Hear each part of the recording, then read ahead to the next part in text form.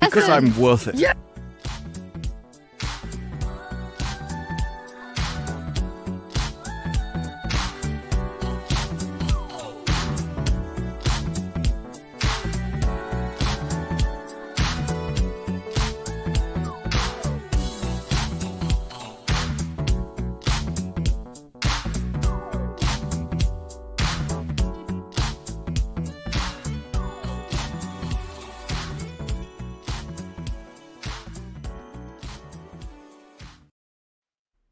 Hello, X-Ray's here. She made it. I'm dying slowly. But she made it. That's what matters. Everyone thought it was going to be a not unsupervised Saucy, but it's different because it's definitely supervised when I'm here, but it's a different vibe when you're not. So I'm like, I don't know. Because I'm not being silly. Yeah, I guess a non-silly. I don't know. I think we're always and influencing Disparu. Yeah, that's it. A non-influenced stream. There we go. That works. Yes. It's far more strict when you're not here. It's like, no, we will be talking on topic. What do you mean? Sick Ray girl. Yeah, now she's gonna get different names. Yeah, I am equipped with my cough drops, and I'm gonna try not to talk too much, which is hard. I know, we're girls. We like to yap. Well, to be fair, that's why Disparu fits in. It's gonna be the Odyssey movie that is all over again. And yeah, and well, Disparu likes to yap more than us, so I totally understand the whole lesbian thing now. It fits. Out of the very much your brand. I'm gonna be pregnant like Anne Hathaway, though. I volunteered. Yes. You volunteered Disparu. Look, if it gets me tits as big as hers, I'm all for it. As long as he can have his milk. That means he can have his milk. Finally. Oh my God, you one up on you. You can't make me pull up this tab already. You can't. Go ahead. It has to pull it wait. up. Does it? Okay.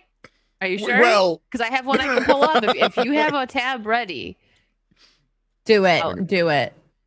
it is more the quote than I have to try and find the this one.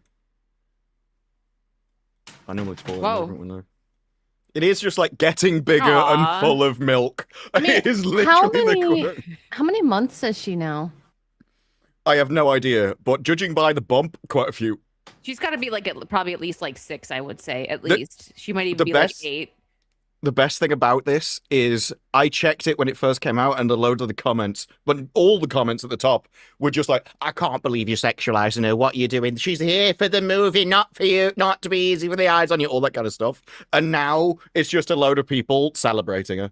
And they've all been pushed down to the bottom. Good. They should be celebrating her. She's glowing. She's about to give life. She's going to be a mom. She's happy. That's how it should be. But and men are supposed to be attracted to that. Because they want to impregnate women. So when they see one, they're like, hey. But it's also the fact that you're sexualizing her. She chose the pissing dress. She chose to lean over in it as if she didn't know what was happening in this very moment. Like she knew. She looks like Miss America. She's like leaning. Like she knows what she's doing here. To wave. Because the interesting part of this is, of course, Helen of Troy is supposed to be the most beautiful person. And yet on the first day, Zendaya was better than her. Obliterates her. Yeah, so on the second day, they put Zendaya in a mask. And then on the third day, Anne Hathaway comes out like this. Like, people haven't been paying enough attention to me on the other premieres, so I'm going to show them what for. I'm going to remind them who I am. I'm going to bring out the calcium cannons. And I mean, I don't know Lupita much, but like judging from the videos I've seen of both Zendaya and Anne Hathaway, they're both way more attractive personality-wise on the red carpet too. So, yes. Is Lupita like? Is she kind of like dry when she? I haven't seen any of her red carpet stuff. Does she not really have? Just the interviews. She sucks. She's insufferable. Yeah. Oh. It is the egotism and arrogance of a DEI hire that's never had to earn anything her entire life, has just been given it. But she doesn't know that, so she just thinks I've been living life on easy mode because I'm just that good. Is essentially the attitude it comes across as. Okay. Overinflated fives. I thought you were going to say unlike her boobs. in Anne Hathaway's, which are overinflated Fs. Yeah. I mean, Anne Hathaway has always been very beautiful from the first time I saw her playing Mia Thermopolis in, what was it, Princess Diaries? She went from ugly to absolutely gorgeous in the movie. Didn't know that was possible. And then, you know, I think she's still very pretty today. Yeah, but they actually had to work to make her look ugly in the movie too, right? Like they gave her that just like those eyebrows and that hair, and they probably had to put like certain makeup on to make her look that way because I think without makeup she's still attractive. So, but yeah, she's very. I never thought she wasn't pretty. She's yeah, she should have been People are saying she should have been Helen of Troy. She might have been too old, but you know. There is another option for Helen of Troy, though. So this week, and I'm assuming this isn't an AI photograph, but I'm not sure. But it is, of course, Sydney Sweeney has been getting some kind of medical lessons so she can help people who are in need. And it says, if this doesn't revive me, don't waste time doing chest compressions, because she's decided to get on top of the patient so that she can... I don't know whether either of you have seen The Rock in Scorpion King. Yes. But there is a time in that where a guy gets poisoned and the princess literally starts straddling him and heavy panting. And one of the professional critics was literally just like, that'd resurrect anyone. I don't think she's magic. It's like, I get poisoned if it loads that heavy panting on me. Yeah, I've seen it. It's been a long time, but yeah, I've seen Scorpion King. I'm still in shock at that picture. I seen that floating around. I thought it was AI. I didn't know it was real. I don't know. I have no idea if it is. I also don't care. Like either way, I'm glad it exists in the world. But then again, Grok told you that Cillian Murphy was I don't remember who, but I think that he is, and actually Grok knows something we don't know. No, I think there's been there's like time changed and I'm in the original timeline and everyone else is like, no, he's always been called this. I think CERN was switched on again and it just left me there. This is essentially what is it then? The loom of the fruit or something? Fruit of the loom. And there's like, so this has a conch and then it doesn't. Oh, yes. Yeah, it was Fruit of the Loom with the conch. There's like the Bernstein bears, the Darth Vader line. Those are great little conspiracies. Who knows? We'll never know 100%. The Berenstein or Berenstein bears or whatever that one is. Bernstein. No, Bernstein? I don't remember. I remember Berenstein or something. Bernstein. I remember the opposite, but it's like at the same time I can't trust my child mind. Like, I don't know. Maybe I read it wrong. Well, what if this happened with Lupita Nyong'o, and when Christopher Nolan originally saw her, she was actually attractive? What happened then in her Different life? timeline. I mean, it probably changed her parents and her genetic tree. That was the problem. Oh my gosh. Well, this story, I feel like Disparu's gonna like this guy. His kid was acting like a little jerk. He called him a little effer in the video, actually. And he basically was like, I'll throw this out the window. And the kid like called his bluff and he threw his Switch out the window when they were driving. Oh my God. He said is the thing with, as a parent, the moment you threaten, you have to carry on. Otherwise, they won't actually trust the next time you say anything. So they won't behave. It's one of the, you can't say something like that if you're not willing to do it. It immediately fails. He was like, it felt great. And he's like, you know, part of me felt bad. And like, I'm thinking like Switches are like not cheap. So maybe that's they're where my not. mind is. Like, but it sounds like the kid's problem. You find out. You misbehave, you don't get it. You know, a lot of kids these days, they, you know, get away with a lot of stuff. And that's why they have things like, we have, you know, the generation of participation trophy generation. They just feel like they deserve everything. They're like, time blindness is a thing. No, you're just lazy, disorganized. I was on another stream. I think it was Cole Hauser that was like, you know what he should have done is he should have taken it to like his best friend's kid and been like, he gets it now. Like that would have been worse. But you have to throw like, it's just either way it had to be taken away. I get it. Like in that moment, like you have to mean what you say. So it's just like it's hurting his wallet though because they paid for it. But you know whatever. Well, it's only hurting his wallet if he buys a new one. Yeah. He bought the Switch for whatever reason, birthday, Christmas, he deserved it. The kid bought it, he bought it. I don't know, it doesn't matter. But, you know, having a switch, it's not a right, it's a privilege, literal privilege. So, you know, if you don't deserve it as a parent, you're allowed to do all this sort of stuff. So, but I've fallen down a rabbit hole recently of watching Asmongold react to police cameras. oh, me too. Body cams. And it is so funny because do you have any that you can show? Probably there's like loads on his I've channel. been waiting for this moment. But ahead, it is a case of he's watching these people and they're just insufferable and they're getting told, if you do this, you will go to prison. If you do this, you will go to prison. They get a lot of chances too. A lot of chances.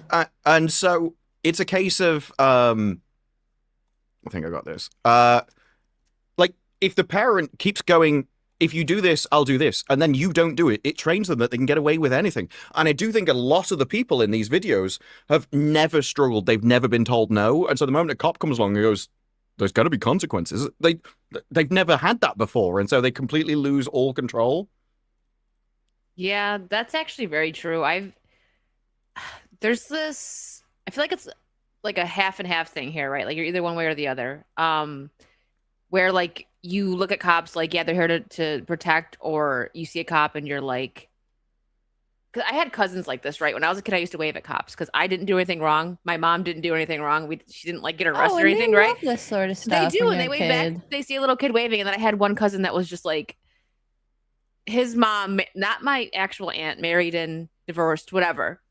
Just for context, she wasn't the greatest, right? She would steal and stuff, and that like went on to my cousins as well, unfortunately. And they're like, why are you waving at the cops? I'm like, because they protect us. Like I was like, wow, I was so confused. And that shows the difference of like how you're raised, you know what I mean? There's people that are like that, and then people like me, they're like, but I don't do anything wrong, so I don't got to be scared or bothered by them. I'm sorry. Well, go ahead. What are you gonna show? It's different in this country, but in America, yeah, you see these people and they are like asking for it. But at this point, right, this woman was at the airport. She missed her plane. She went up to the people at the desk. They couldn't do anything for her. They just had to send her somewhere else so that she'd get another ticket and put on another plane. And she just refused to leave, so they trespassed her. Immediately, massive drama, got dragged out of the airport. She starts, it's a black cop which has arrested her, but she just starts dropping N-bombs at him immediately. No. And this is a bit like he's driven off from the airport and she's just screaming. And so that's how we get this. Long day at work. I rated on your head, your kid's head, your kid's head, your kid's head. I ran on the generations for you that they will never rest over this night. So she's literally cursing his lineage that none of them will ever know peace and do this. And then this is the quote. And that's why they said they were casting spells, is the way she was just talking. Bro, see, that's the reason why they said y'all were witches. That's the exact, and you know what? Honestly. Dang. That makes me think of Mulan. I mean, what other reason could there be? On you, on your cow. Well, A lot of the women who feel like they have a lot of power are like the moon people.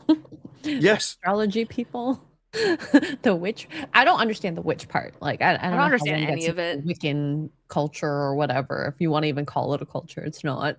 The girls that'll be like, my kids are not going to believe in Santa, but this crystal is going to calm me down. Okay. Yeah. This was one of my favorites. This girl here at a dental office. I saw this. Yeah. This one is hilarious. So this girl, she goes to get her dental work done. She asks for her paperwork, like the doctor's notes, because I guess maybe she wants to change dentist.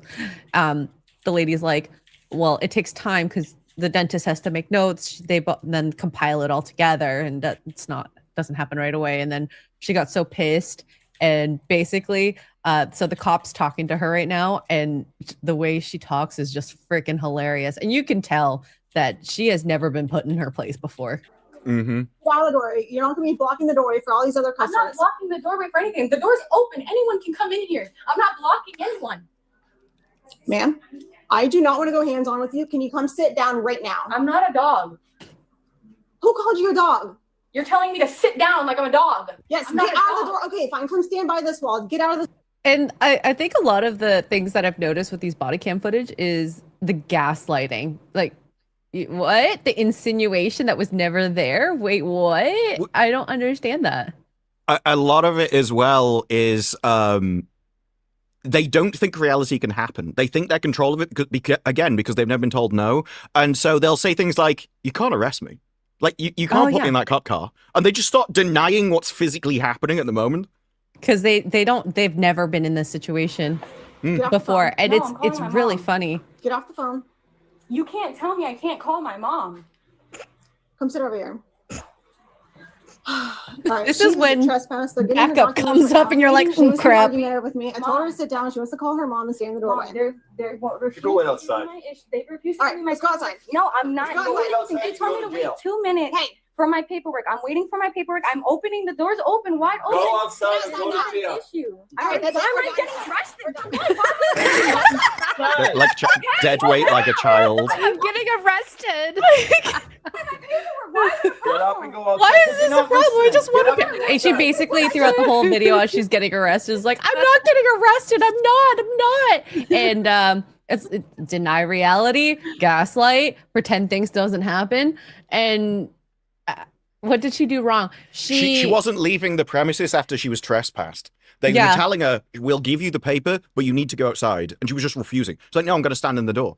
It is this really petty, like a 2-year-old saying no just because it gives them power. The thing is, you don't have any power. You're useless. No one respects you, and you don't matter. Do as you're pissing told. I'll do this with the volume really down, kind of low, so that we can kind of watch this happen. Oh, okay. There's more later. But when she leaves, you need the volume because I'm outside. What the? This is like a toddler. You're right. Yeah, it's literally a 2-year-old. She's screaming for her mother. So there's a bit before this actually, because I think this is where she's already come back. But there's a bit before where she phones up at some guy on the phone, and like they're telling me to leave, and he goes, "Leave then," and she goes, "Okay, daddy," and she walks out of the room, and the cops just look at each other like, "What?" She's like, I'm not resisting. You are resisting, girl. Yes. And I'm happy that these body cam footage exists because. Yes. You hear so much about cops being vilified in a situation, but then you don't see the prelude of what happens before, they have to get forced. This is a tiny woman. What the? Oh my God. At the end, the guy's like, I would rather deal with 3 guys than a woman. The only reason they are struggling so much in this regard and have 3 men is so they don't hurt her. That's the only reason. They're desperately trying to force her without forcing too much. She could get really hurt. Yeah, they could quite easily make her do whatever they wanted, but it would hurt her, and they're trying to avoid it. Yeah. It's like the body cam is just as much for the cops as it is for the people that are, arresting for safety. Mm-hmm. And people look at it like, you got to get the body cam footage to prove your innocence, and then like you look at the body cam footage and people are acting retarded like this. See, this is why I say like homeschool's great, yes, but this is why I say it's important that you should have your kid do something socially, whether it's a sport or something, so they can know what it's like to be around people that aren't always going to agree with them, so they can be around people that like they might not like and just be in the real world, because if you're only surrounded by like your family and friends, depending on if they do a good job now, that's different if they raise you right, but some parents don't. So I'm just saying that's why sometimes it's important to do that. Well, this isn't the one, but there was another one where a woman went into the cop car and she was like completely psychopathic. And she got one of the guys, and then the moment a new person turned up, immediately all the violence dropped, and she started being all sweetness and light and kind to them and things. And then when she found out that person also wouldn't give them what they want, turned violent until the next person came along. And she's talking to like the chief of police that comes along, and she's like, "Oh, I know your children." He's like, "Do you? You know Sarah?" He's like, "Yeah, I know Sarah." And then later on, she goes, "What would Sarah think if she knows what you're saying? You've told me this place. I'm going to go to her and I'm going to find her." And she was literally manipulating out details of his family so she could use it against him. It was fucking insane. That is insane. Do you see what she's saying there? She's like, "Can I just call my dad? It's his birthday. I need my backpack." She's just like totally like. Oh, she's trying to get whatever control she can get in the situation by getting them to try to acquiesce or getting them to acquiesce to her. There's one point where she tries to bash the door in, and the woman cop's like, if you hurt the car, I'm gonna tase you. That's insane. All because she just needed to step outside. No, she wanted her paperwork. That Well, they I get said, that, but they just told come her back. Yeah, just because she had to okay, so she didn't just have to step outside. Okay, I thought they said wait outside or No, something. well, Yeah, that's to when wait they outside for escalated. the paperwork. Okay. Oh, Yeah. okay. It was because She wanted she'd it. already been a problem in the address, so they're like, we're not going to do anything because you're just being violent at us, so leave. Okay. And then the cops are like, well, will you just give her the paperwork so she'll go away? It's like, well, as long as you're there while we print it out, then fine. Yeah. So they were compromising. Yeah. There was one that I was watching just, which I think was like from 3 hours ago or something. And they start kicking off because one of the police, she's like, why are all your police here? Is it because you've been shooting people? And she's suddenly like, don't you disrespect me? Don't you disrespect? I'm worthy of respect. It's like, no, you're not. You're nothing. Shut up. Like, Yeah. you don't matter. Everyone can disrespect you because you're irrelevant in life and you're never going to achieve anything. It's like, no, you should be respect. And all the family are like that. They're all on about respect and how you got to do. No, nobody has to do anything You to just you. You're just worthless. want power, and I think that's something that I'm understanding from watching these situations is you become a nuisance when you don't get what you want. You're essentially the toddler. So if you don't get what you want from the very beginning when you say it, then you become difficult until the point of having tears. For example, how many times have you heard of the ex-girlfriend who keeps crying to get what she wants, or the girlfriend, I suppose, in that situation more so. Yeah. It's a form of manipulation, and it has worked so far until that moment. So I This think is that this insane to guy me. will be in one of Asmongold's videos at some point. This is a true story. It's in actual other articles. Investigators say Fort Wayne man cut off his dangly bits, lit it on fire, and then used it to set his mom's garage on fire. Christopher Peden is charged with 1 count of arson, who was arrested last week as pawn set at 10 grand. And then Mike went a literal Molotov cock. Men. Don't do that. Would you ever cut off your own to use it as a fire because you hated your mother so much? What? It is the strangest story of the week, this one. That is insane. Oh my god. You know, there's something really wrong with you. Every person I've ever talked to really would never, wrong. ever bring a knife near that part. No. Well, I mean, clearly we can It's dangerous say enough with a zipper. no. Like there's something about Mary, that scene. How would you get the zipper all the way to the top? Oh my gosh. Well, for some wholesome content, and this is for Disparu. I think he'll like this. This is Bonnie the squirrel, and she's really upset. Oh wait, is this? Do I have this? Oh, I have There was the no tab. audio of that, I have no. the tab muted. Yeah, there is. No. Oh my goodness. Oh my goodness. What is happening? No. So, street squirrels raided her pantry and took all of her nuts. Cutest noises. This is the problem with squirrels. They're always after your nuts. That's it. I thought that was cute. But if you want to hear a positive story about the squirrel Bonnie, she just had babies. So, yeah. So cute. The squirrel babies must be so adorably tiny, little nuggets. Mini nuggets. They are. Oh, well, have you seen the way that squirrels carry them? When they need to transport a baby, they wrap them into a ball and then just grab them and just carry the baby along in this ball. They literally spin them up. So cute. I just thought this was funny. We didn't even talk about this, but that Russian couple that climbed the Empire State Building, this was funny. It's like, no one, the Russian couple, the Russian climbing couple. Because in all the pictures, they're just all over each other. Did they got was there what happened with them? They obviously got arrested. I haven't really followed the story since. Let go. Oh, they got let go. Okay. Yeah. I don't know how I feel about that because technically illegal. Technically. I mean, yeah, very illegal. Yeah. I mean, you kind of think that it's going to be a problem that solves itself, though, right? It's just a matter of time. You would keep climbing like that. You would think. And I said that this couple has a chance to do some of the most dangerous jobs if they wanted. There's a guy that changes a light bulb on a telecommunication tower twice a I've year. seen those. Yeah. And he gets paid $20,000 per climb. Mm. Which, I mean, hey, if all I had to do was work 2 days a year and then like maybe a part-time job, that's not bad. Like a really part-time job. All I gotta do is change a light bulb.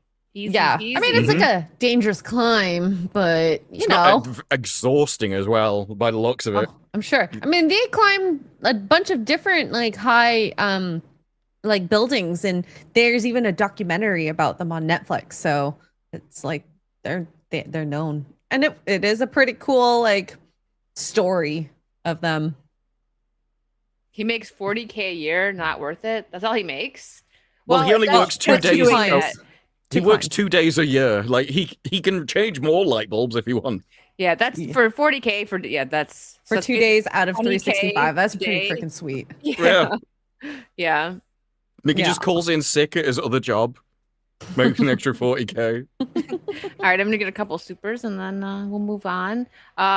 Really big for $279 Canadian. Stupida, Sloopida, Loopidum. So many pokey idiots. Am I saying that right? Look, I know Pal World has gone 1.0, but like, are these some new pals?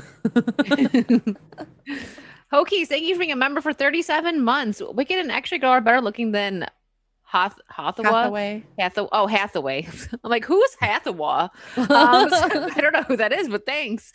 Sorry, Disbrew, not you. I don't know. I would make a better Helen of Troy though. That's very true. The Last Dragon for 5. Have you guys heard the last one? They are saying that Odysseus is black because Homer described him black in the poem. I haven't heard that one. Who is they? I don't know. Black Twitter? Yeah, probably. I mean, it is literally just, if only we'd achieved something in history, we might have had stories told about us. The way I think all of that stuff is. It's okay. Anne Boleyn was black. That is true. I was told. I mean, at least we got to see her beheaded. Wolf Day Mexico for $4.99. Body cams don't do a damn thing. If they want to throw you under the bus, just ask Derek Chauvin. Well, body cams protect the police at the very least. Yeah, because they can just get rid of evidence. That's very true. I think that case is also one of the reasons why body cams are so prolific now, because of it. It creates accountability, I suppose. So because I can't remember seeing body cam footage of that event at all. I don't know whether it exists or whether they just didn't release it. But I remember seeing pictures, but no video. Yeah, I'm not sure. I can look into it. Probably not though, because I feel like if it existed, you would have found it before. But yeah, that was a political case rather than a realistic case. Yeah. The Jabroni Big Time, thank you for the 2. If she's crying, she's lying. Crocodile tears. Also, congrats to England, by the way, beating the Norwegian. You defeated Holland. I mean, at least 4 English players beat Norway. The rest of them could come from anywhere. That's why I've not even bothered. It's like, well, it's not an England team, so.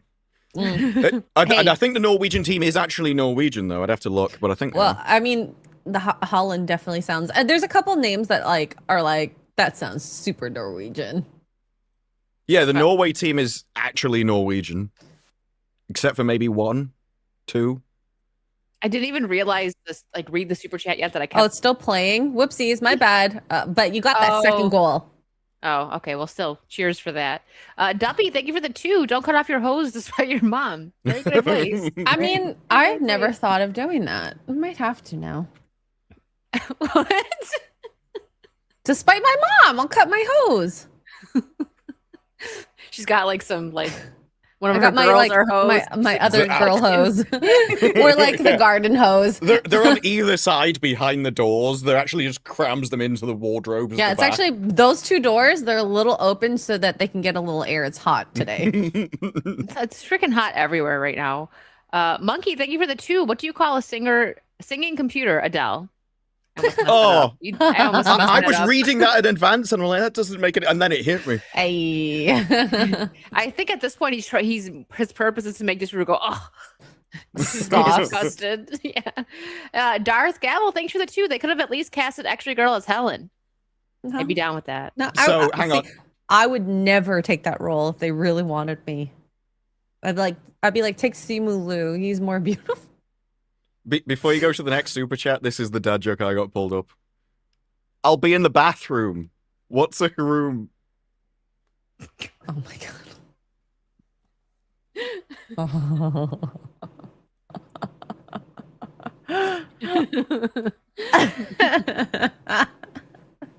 Oh damn.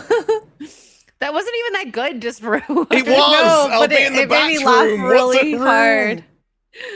It made me laugh. It took a while. This is the thing. I think it's funnier if you have to work it out, because at first you're like, what? Well, I don't know if we can watch this because I'm pretty sure that they watched it on Daily and got hit. So we'll just skim through it. Which one of you? Soulmate. I never heard of that. It's the Megan spinoff. Markle? So we're just gonna keep Megan, Mithrigan as Mola calls it. Mithrigan. Sorry. That's yeah, what all you Mola had to do calls was it, saying Mithrigan. I would have known. That sounds like That's Meghan genuinely Markle. how I think of the movie title. That's why I had to work it out. So I didn't watch the second one. I just remember the big thing that I was thinking. The second one was like stupid. Megan loves the gays. She loves the gays. That was like the promotion. And I was like, what the frick? What? Megan basically helps them. Listen, I got okay. So for Halloween Horror Nights, basically every year that I've gone there, because it's Universal owns that, they have like at least one person as Megan, like doing the dance right from the first one, and they used to have like a group of them doing that. But I don't know if they stopped doing it, but I do remember hearing that like grown men got really, really freaking weird over this Megan thing, right? Like creepy at the Halloween Horror Nights. Yeah, so that's a thing. But now they're coming out with Soulmate, which is weird because, like, I mean, how many times have they done this? They did that one. What was that one called with Megan Fox?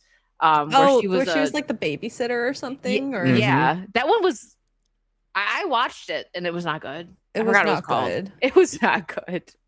At least she was hot in it. Well, that was the point. The scene that went around with that movie were various things. Like she had a self-cleaning mouth, and people were like, "Why does she have that? I don't understand." There were certain scenes where she like blindfolded him and put on the voice of his wife and things. And I like the trailer for this because it is done. It actually, now obviously they wouldn't have known, but it comes across as very obsession-like. And once again, they actually cast an attractive woman in the thing, which is legitimately rare enough that it's worthy of like pointing out nowadays.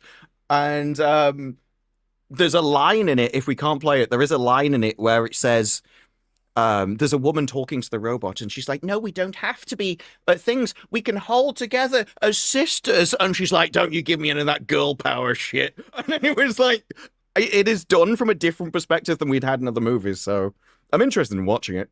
This? Yeah. I mean, I'll see it, but so I didn't watch the second. The first Megan was fine. I actually liked. I'm gonna skip through because I know people were getting hit a little bit for this. I would pause it. I would pause it and just do frames. Click. I wouldn't play it. Yeah. So can you tell me what this movie trailer is about then? Because I haven't seen it. Okay, so a grieving engineer is tasked with testing a ruthless tech giant's new AI companion. When he attempts to program her to be a truly sentient soulmate, he develops needs of her own. Sorry. So that is Bloody Disgusting's version of it. The actual trailer is essentially she's the perfect woman. She will do anything he wants. She's incredibly attractive. She's there to serve him on every command. And for some reason, he thinks I needed to have emotions. And then that just destroys everything. So she like starts falling in love with him and stuff, and it really goes down the obsession route of she won't let any woman near him. The moment he shows any interest, even if he's just talking to another woman, she's always lingering in the background. You can see her and that like kind of a little creepy, like in the. It is very obsession-like, just purely coincidentally. But in this, it is done from the fact that he's not meant to be like he wanted like a more realistic relationship, and it is just a be careful what you wish for. This is so Black Mirror. I love it. Yeah, but it is kind of silly. I mean, I guess making her just like have no personality might be boring, but making it where she like really develops strong feelings, like I don't know, man. Well, that sounds kind of silly. This is like an interesting concept. Regardless, it's probably not going to be a good movie, but at least it piques people's like interest in, oh, we're getting so many like news about an AI robot at some point. It's going to be able to That was calibrate it. itself to Which you. one? Where the other her there? Can you just play like 2 seconds? Yeah, With the volume. with the volume. I Yeah. haven't heard Yeah. any of it. Oh, I haven't heard volume with that. No, I didn't share it. Hold on. Got it. Just continue from where you are because I think it's her line. Just play from there. We don't need to be pitted against each other. You'll have to stop. It is next. It is going to be in the next line, but we're going to have to talk for a bit so you don't get hit with. Yeah, okay. yeah. So it is this line. This does seem to be told from a different perspective than you expect in Hollywood. The rest of these kind of movies would try and pitch him as the bad guy, whereas in this, it is definitely. No, the woman is the one in the wrong. The robot woman is the one being creepy in this scenario, and he's just subjected to it. should I play it now? Yeah. Don't try that girl power shit. Okay. Like, that is not a normal Hollywood line of someone It's going, not. no, it's the sisterhood. We can be friends. And he's just like, piss off. And when it comes to boys anyways, girls do this type of crap all the time. Oh, I want this man. I don't care about you. Well- People are self-serving when it comes to that type of stuff. I So- think that's... Look at this. Yeah, scene it's right very... there. Comes across as very creepy. And I think that's one of the beauties of this kind of movie and obsession, and that both the men and the women are watching the same movie, but seem to be coming away with it with very different interpretations because they're viewing it from the opposite side. So I've seen loads of people on Twitter that see Bear as like basically Satan. And they're like, no, this woman, like, she was absolutely in the right with this. I completely understand it, how evil all of this was. And the guys looking at it like, she was a psychotic girlfriend that absolutely reminds me of her. And it is, I think you get that with this as well. Both sides can watch it and will probably notice similarities of things. So I think with Bear, like my take on Bear is that he was just like an awkward person that never grew out of like being an awkward teenager, and then he does end up being kind of evil because the scene that gets me with that is when it's actually Nikki talking to him and she's like, it's not me, we've never been together, and he just walks away like he doesn't care. It's like, dang. Well, and then he always that- wanted her whatever then way it's he like- could. yeah, so but it's like I don't think he's like Satan, but I do think that his intentions originally weren't that bad, but he did end up being kind of like not good, right? But then it's like, what are his options? She's asking him to kill her, and he does that and goes to jail for life. Like he doesn't have good options after this, right? And that's why ultimately at the end he makes that option to take himself out. He's not evil because he had no idea that when he did that wish it would work. That I think that's one of the flaws of the movie, actually, that if you wanted to portray him as a villain, you can't because your setup means it's impossible for him ever to be because he wasn't in control of the actions. He didn't know this thing was a real wish that was going to do this to her. So It you wasn't can't gonna say come like this either. Yeah, Like, he had you no can't. idea. You can't say, oh, I took away her agency because he had no idea that that would be a thing. It was just something that he said. And so afterwards, like you do see him throughout the movie trying to reverse it. And then they go, well, it can't be reversed. You just got to top yourself. Like, well, that's not really an option. And there are scenes like you mentioned, but I actually found those scenes to be really out of character for him. And I think if they wanted to portray that, they needed to build it more throughout the rest of the stuff because those to me seem more like additions because they wanted to make him a villain and just hadn't done it in the movie. Like there are very few times where he comes across as that, and like even in the car where she's screaming, he just turns it off. It's like, well, he's walking away from the problem, but that's kind of avoidance rather than evil. I was about to say, so I get the perspectives of both of you guys, and I don't think he's necessarily evil. He is avoidant, and he'd rather take the easier route because he did understand the wish at that point that this was not the version of Nikki that he loved. And so regardless, asking someone to murder you, Yeah, like what he- are you this going to is do? an That's a option. really tough position Yeah. to be in. But he's also spending a lot of the movie until right at the very end trying to reverse it. Like that is not the act of an evil person. And That's a fair I point. get the point where like the options are like, well, I either have to end everything or we can just try and make this relationship work. And I think like he's trying to take the best option. Like he doesn't want it to end, but also it's way too much for him. So I get that perspective. a lot of it seems out of character for him. I think that's my main issue.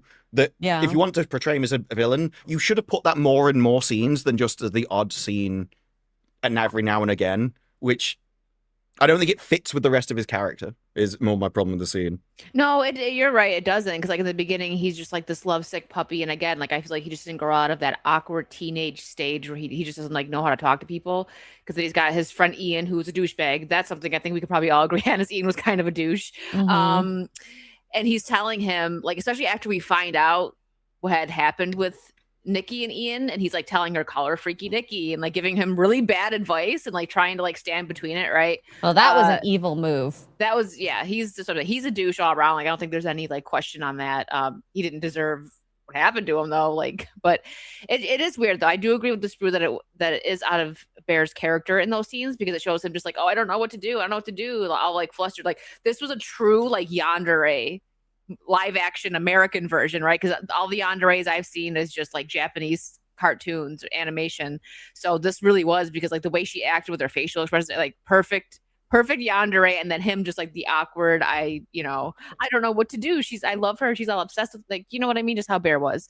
But it's very hard to just like put my finger on exactly how to judge him because of those scenes, like where he just walks away while she's crying, and then the scene in the car with Sarah where I know you're in shock, but he didn't even like attempt to help. He was just like, well, she's getting her face smashed. I don't mean to laugh. It's not funny. It's just like, dang. Well, it kind of is. No, and this is because his behavior is absurd. Like, it's not the action. Like, it's not realistic. And I do think that's actually a problem with the movie, that a lot of the characters don't actually act as they would act in real life. They're not actually people. They are kind of put in there to play a role that wants to be played in the movie. And I like the movie, but I do think that can be a criticism of a lot of the time she's thinking, what are you doing? Like, this isn't the actions of a human being in this scenario. And I think the scene in the bedroom and thing, they were trying to go for the fact that he loved her, therefore he didn't want to give her up, which to me doesn't come across as evil. It's selfish. It's wishful thinking and selfishness and stuff. But a load of people are like, this guy is Satan. He's completely evil. He's a horrific person. And you would have to have him know the wish worked before he did it, so that he knew he was taking away her as a person. Like, I haven't read anything on this, and maybe it'll come out.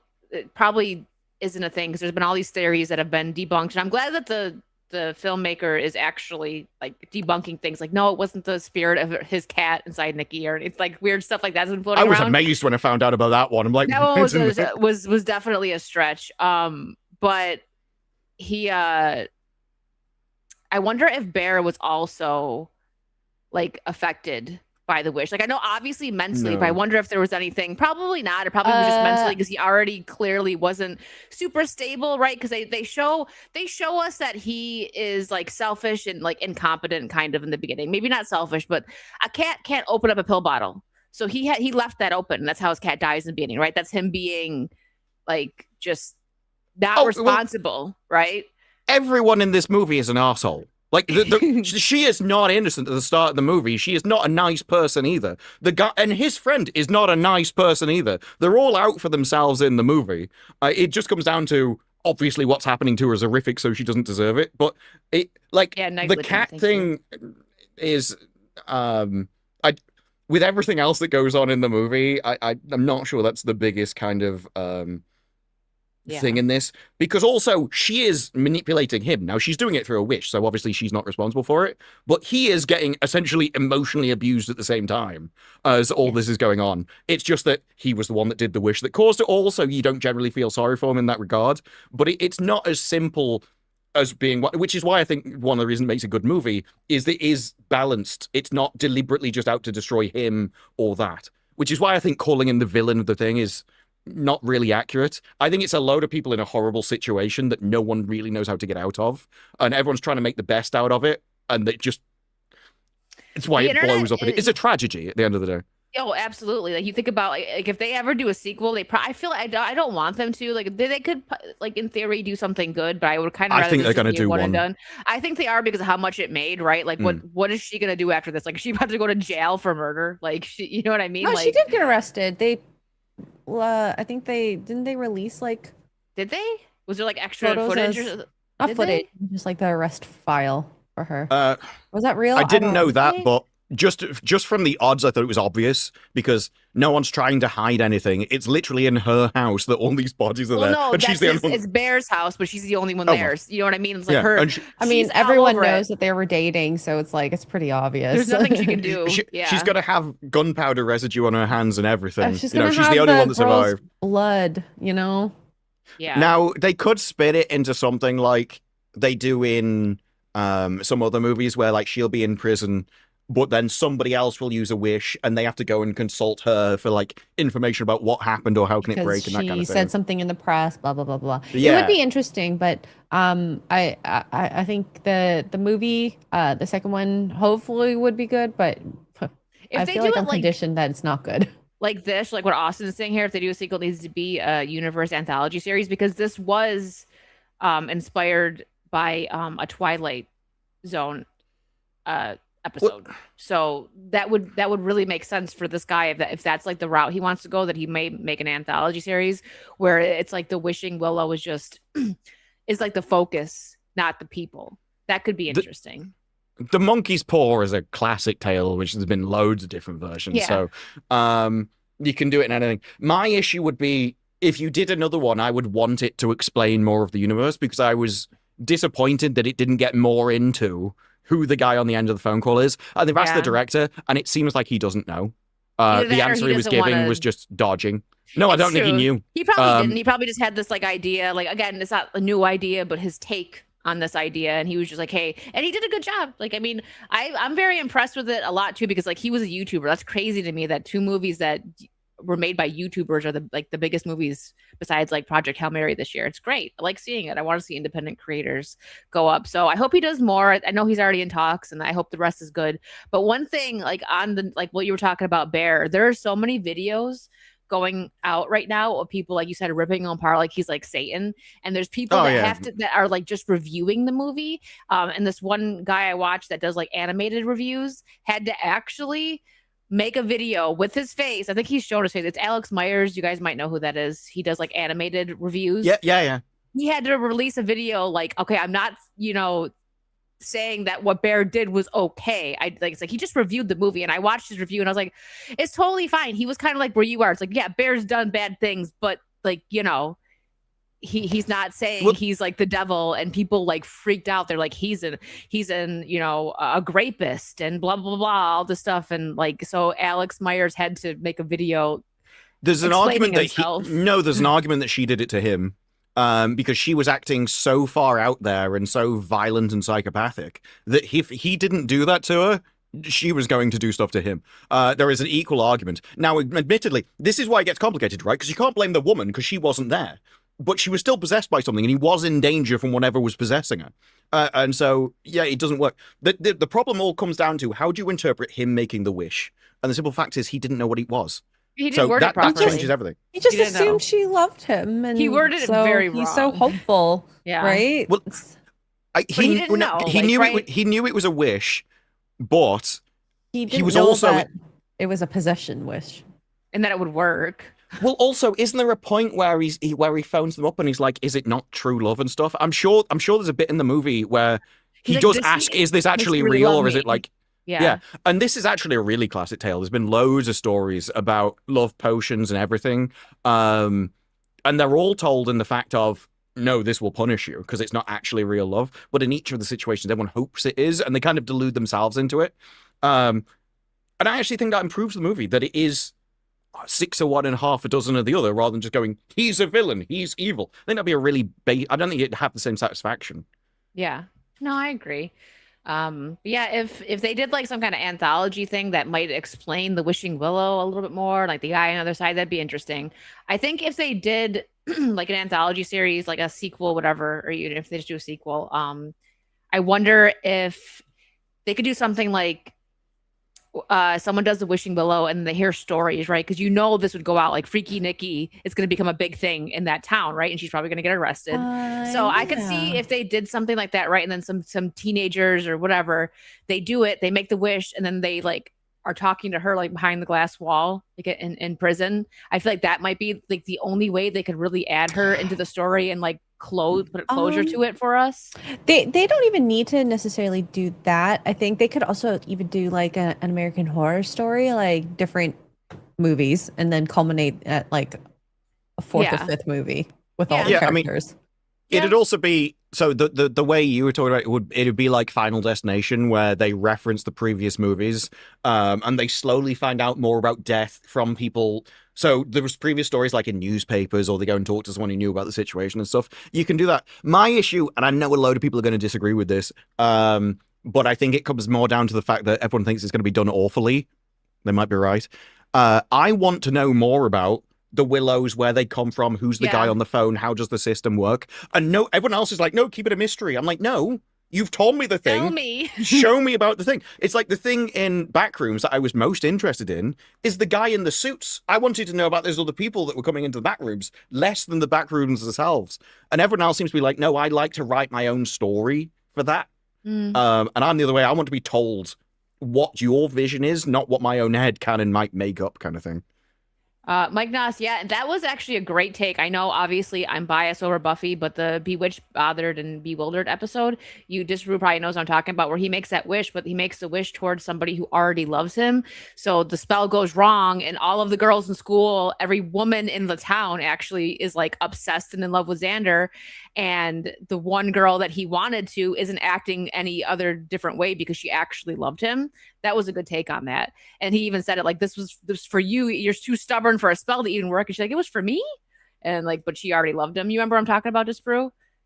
No, but the story you've just told is, well, I might vaguely remember, but the story you've told is done loads of times. People will be like, I wish I was irresistible to women. Always ends up with them being chased through the street by hordes of women that are going to tear them apart. And they just start locking themselves away and things. And that's always been, it's the message. Be happy with what you have, not like, don't always be searching for things that are unobtainable, because when you get it, you won't like it.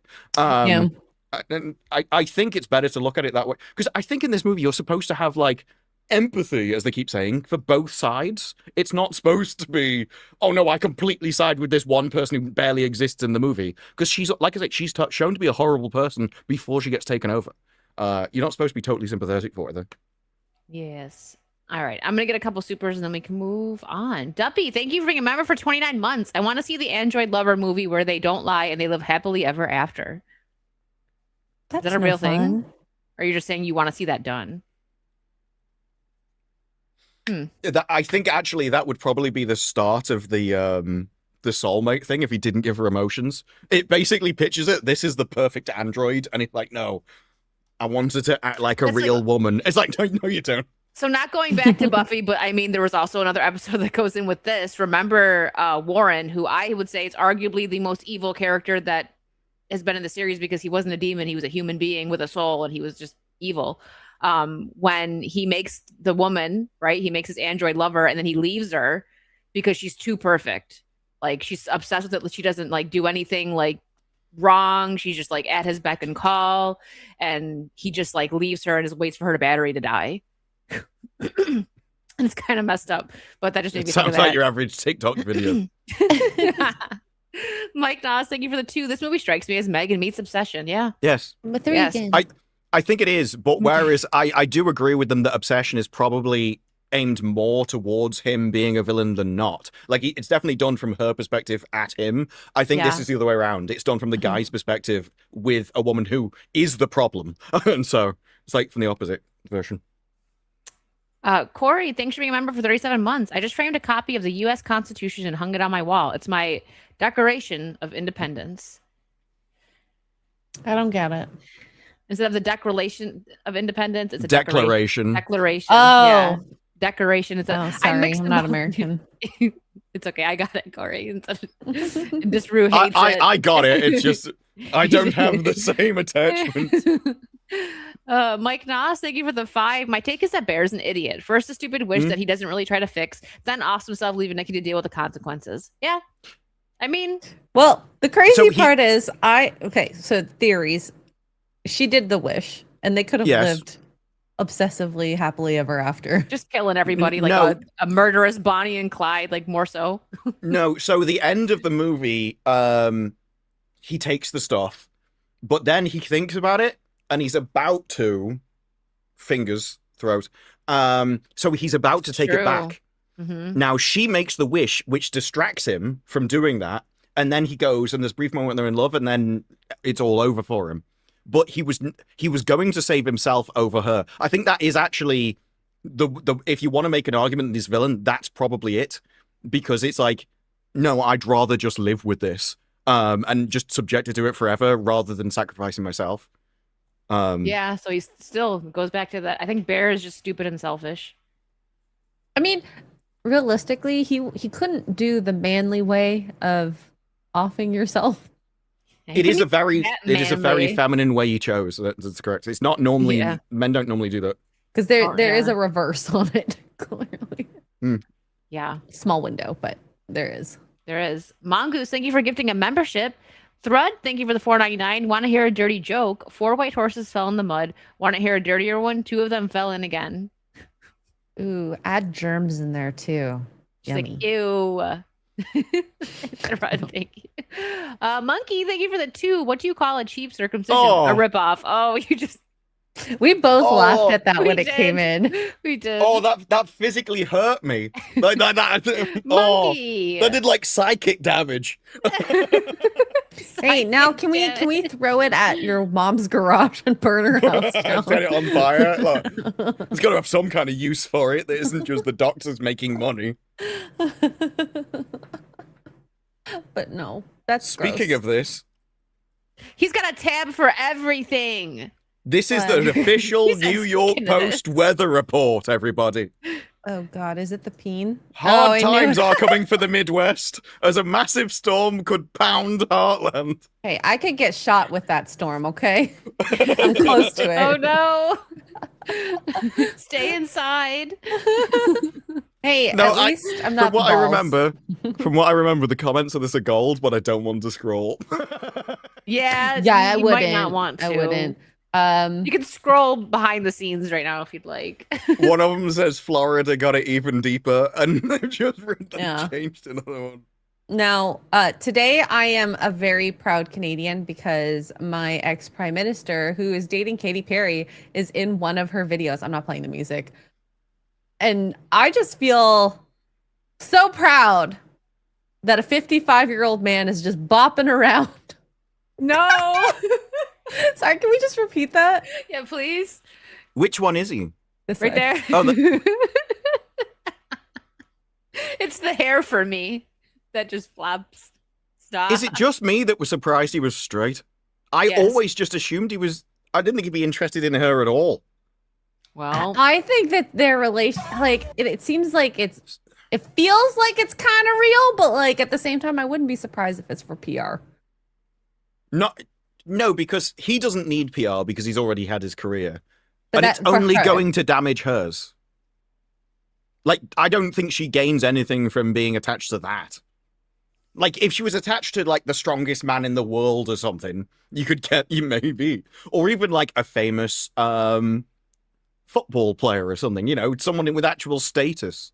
But him? I don't know. I don't know. Listen, she went from Orlando Bloom to that, okay? She had William Turner. That is a downgrade, right? That is a huge downgrade. It's a huge downgrade. Absolutely huge. And I think he's dating like some 18-year-old model now too. So good for him. Good for him. He upgraded. But real quick, Raider wanted to come in and drop some bombs. Thank you for the 10 memberships and for the 5927 says nothing. What does that mean? We'll let the chat decode the numbers, Mason. What do they mean? Saucy. Saucy. Got it. There you go. We haven't done the saucy. Saucy. I love how happy he was. He's like, how do you want me to say it? Saucy. Oh, did I hit it? Saucy. So Justin, like, apparently according to AI, or Yahoo, Justin Trudeau's net worth is speculated at $95 million. Oh, that's because his parents, they were also. I don't know anything about, like, I'm going to be honest. I don't know anything about Justin Trudeau except, that he was the prime minister of Canada. Yeah. No, but it kind of explains everything. It's like, what does she see at him? $95 million. Although, what's her net worth? Because she's got the money. I'm sure her net worth is $400 million. So it's not like she needs it. No. He is still a downgrade, even monetarily. Yeah. What? It must be something in his pants. Ah, He hasn't without set his vagina? mother's garage on the- fire. Yahoo! Ian, have you been playing Mario again? Ian, are you drunk? Have you been watching John Leguid, or whatever his name is? Like Wazamo? Yeah, whatever that is. Yep, that one. Well, it's a 13 year age difference. I didn't I guess that's know not she was bad. 41. It's not bad. I mean, when you're after the age of 35, it kind of really doesn't matter as much. And I don't think she wants kids, and he already has his kids. So She does have kids. She has a kid with Orlando Bloom. I forgot about that one. So she's got her kid. Katy Perry dated Orlando Bloom. I think they were just Yeah, And they now were- she's dating Really? Justin Trudeau. This gets That's stranger what the I'm longer it saying. goes on. She downgraded, but then he got an 18-year-old, so good for him. Downgraded? She's basically dug her own grave at this point. If she goes any deeper, she'll be in hell. Well, let's be honest. Orlando probably left. She's a little nuts. He's probably the one that left that relationship. I feel like Um, he should have a long time mean, ago. You know, well, I don't know. At least she Anyway. goes for men that look like women, though. That's the key there. What? What? What? I don't It's the know. hair, isn't it? Both of those are two of the most effeminate men you could possibly find Who? on the Orlando face of the Bloom? planet. Yeah, if he's the guy I'm thinking of, hang From on. Pirates of the But he was Caribbean Legolas. Legolas and, in Lord of the Rings. in Lord of the Rings. Yeah, he's been in two of the Like, biggest even though- franchise. Even though he's an elf, franchises. I think he's like still like when he does all the arrow stuff, I'm like, that's hot. Listen, Orlando Bloom is really, really good looking in Pirates of the Will Caribbean. Turner. Okay? Oh. Like, yes. So Ooh. when he's not Legolas, he looks way less effeminate than when he is Legolas. Look, just look up William Turner, I okay? remembered him as When he's in his Legolas. pirate, he's all like manly, all right? He's dirty. He's the fighting with strange swords. the strange thing is many of his beards make him more effeminate because he comes. It's because it's Well, when like he these has little the- teeny, like that one on top. That one looks weird. It's like when he shaves, he has like quite a square jaw, and then when he does the beard, it gives him less of a square jaw. It looks odd. I need to Okay. see Orl. I need a reminder of what he looks like. It's been a while. It's turned into we have officially derailed the stream. When were we ever on the rails? It's true. I like him without the beard for sure. And shorter Yeah. hair. I don't I'm not like really the a- long hair. I'm not really a like a little like scruff is okay, but I'm not a beard girly yet. I'm not. Yeah. What movie? Wicked did you doesn't use? like when she grows a beard. I hate it. Hey, I grow my beard, and you know it's a little peach fuzz. I've been growing it for 30-something years. I don't believe you. You don't Oh, even God. like grow I mean, hair look at anywhere but it. your head. Look at this. Like, no wonder he left it. It's like she is the one punching outside her league in that photo. This is turned into Katy Perry gossip hour. Oh my goodness. Extras. Speaking of cockroaches, Oh God, this could go anywhere. scientists have created tiny diving suits for cockroaches that allow them to survive underwater. Why? The amphibious cyborg robots could be used to search and rescue missions in the future. You know, cockroaches live through radiation, can climb through the thinnest things ever, and forever. I think they can live without their heads. But you want to make them be able to be aquatic? You're crazy. Why? Ugh. Well, this is the thing, isn't it? It's like if you're already underwater and lost, you're already dead because you definitely didn't get oxygen. But maybe it's for those like cave divers that you always see the videos, and it's like cave divers when they see a brand new cave called like Satan's arsehole, which has a 0% survival rate. And it's like, But They're- like, they're- how do you communicate with them? I'm so confused. well, it says cyborg, so I'm assuming they're entirely controlled by like radio impulses. Yeah, but if it's in the cave, you won't be able to. Can you? Can it go? Have you that never far? seen people remote controlling humans? No. So there's electrical impulses which change like the stuff in your ears, which does your sense of balance. And so they found out that by messing with the sense of balance, they can control people to go left or right because they think they're falling over, which makes them want to go that way. And so there's literally Interesting. people hooked up electrodes and they can control Could them you- in the distance. Could you freaking imagine if you're just swimming mind your business and a freaking cockroach comes towards you in a scuba suit, like that's I'm smacking I'm done. it I'm never going in the breaking water it. again. I'm smacking it and breaking it. She's gonna just No, I see a bug, it's dead. They don't deserve to live. you in my also house. run.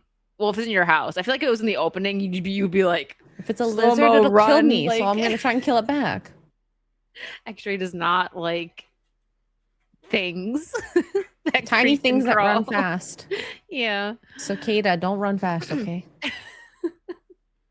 you want to see this guy that does like little missions for himself?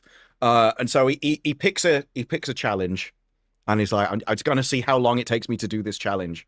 And the most recent challenge he decided to do is, I'm going to walk into KFC until I find someone who looks like me, and I'm going to stay in there. And so let's see how long it takes. Thank you guys for watching. Make sure to like, comment, and subscribe. He didn't it even was, get it was an more. easy challenge, but still. No. Oh my god. Good one.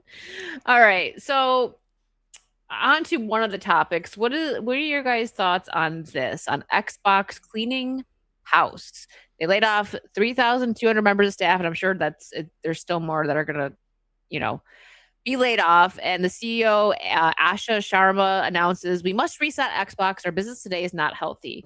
I feel like with companies like Xbox and, like ones that aren't doing well, resets are good, but I don't know where they're going to go afterwards, right? Is it just going to be more of the same? I don't know. So if this is actually going to make Xbox better, good, because I know Disparu always talks about going to these places and cleaning houses, right? I mean, firing did she people do a that- Twitter fire or like what That's did she people are do? saying. Like, I don't know what she did, because the thing is, we were laughing at her for being because that was stupid when she's like, "Hello, fellow gamers," stuff like that was dumb. If she's not a gamer, that's fine. If she just comes into this and she's a businesswoman and she's looking at numbers, that actually, I don't think that's a bad idea, right? Because she's like, okay, this department is losing us money, or if there's like a super woke area and she's seeing hey, for people that, don't yes, like this. but you have to be Yeah. a gamer to understand the customer. I think in some way or fashion. I don't think necessarily being a business CEO, or if you have consultants that are in your employ that really help you guide your decisions, because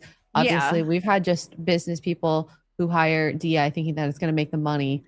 Yeah, no, I agree with that. As long as she has somebody that kind of knows what people want. But if she comes in and she sees hey, nobody's buying this, they don't like these kind of stories or this and that, that's good. But I totally agree that there needs to be somebody that's a gamer that is Go ahead. So she's the CEO. She's not going to be the person choosing which games get made or anything. That'll be below them. The main issue for this was it came out that they had 14 different levels of decision making before anything got done. So they had 14. Crazy. It required so many supervisors and all the way up that, obviously loads of people needed to be fired. But as has been said, yes, they are now, I think it was either applying or renewing for 2,300 H-1B visas. And it seems like her plan is AI and foreigners. She is just firing a load of people, and they will get replaced just with something else. And the other thing that she's just been hired in, I don't know whether it was the Federal Reserve or whatever, because I don't know the American She works for the Americans now. Yeah, it was Yeah, this she here. I was got it. literally taken in by the American government to basically do the same thing. But you are in danger of her just going, it's going to be AI and people from my country, which is what generally happens when this kind of comes in. With a lot of people from that country. Yes, I've seen it. Happens all the time over here in Canada. Yeah. And so it is. I know what you're talking about. It's kind of I can simultaneously agree that what you're doing is a good thing, but I'm just not sure what you're replacing it with is going to be better. I would rather because especially if you're hiring people and they need supervision, otherwise they're not going to do work, that's terrible for your company. And this is why you get 14 levels of decision making, is that everyone needs to cover each other's asses, or everyone needs to be watched to make sure they're doing any work.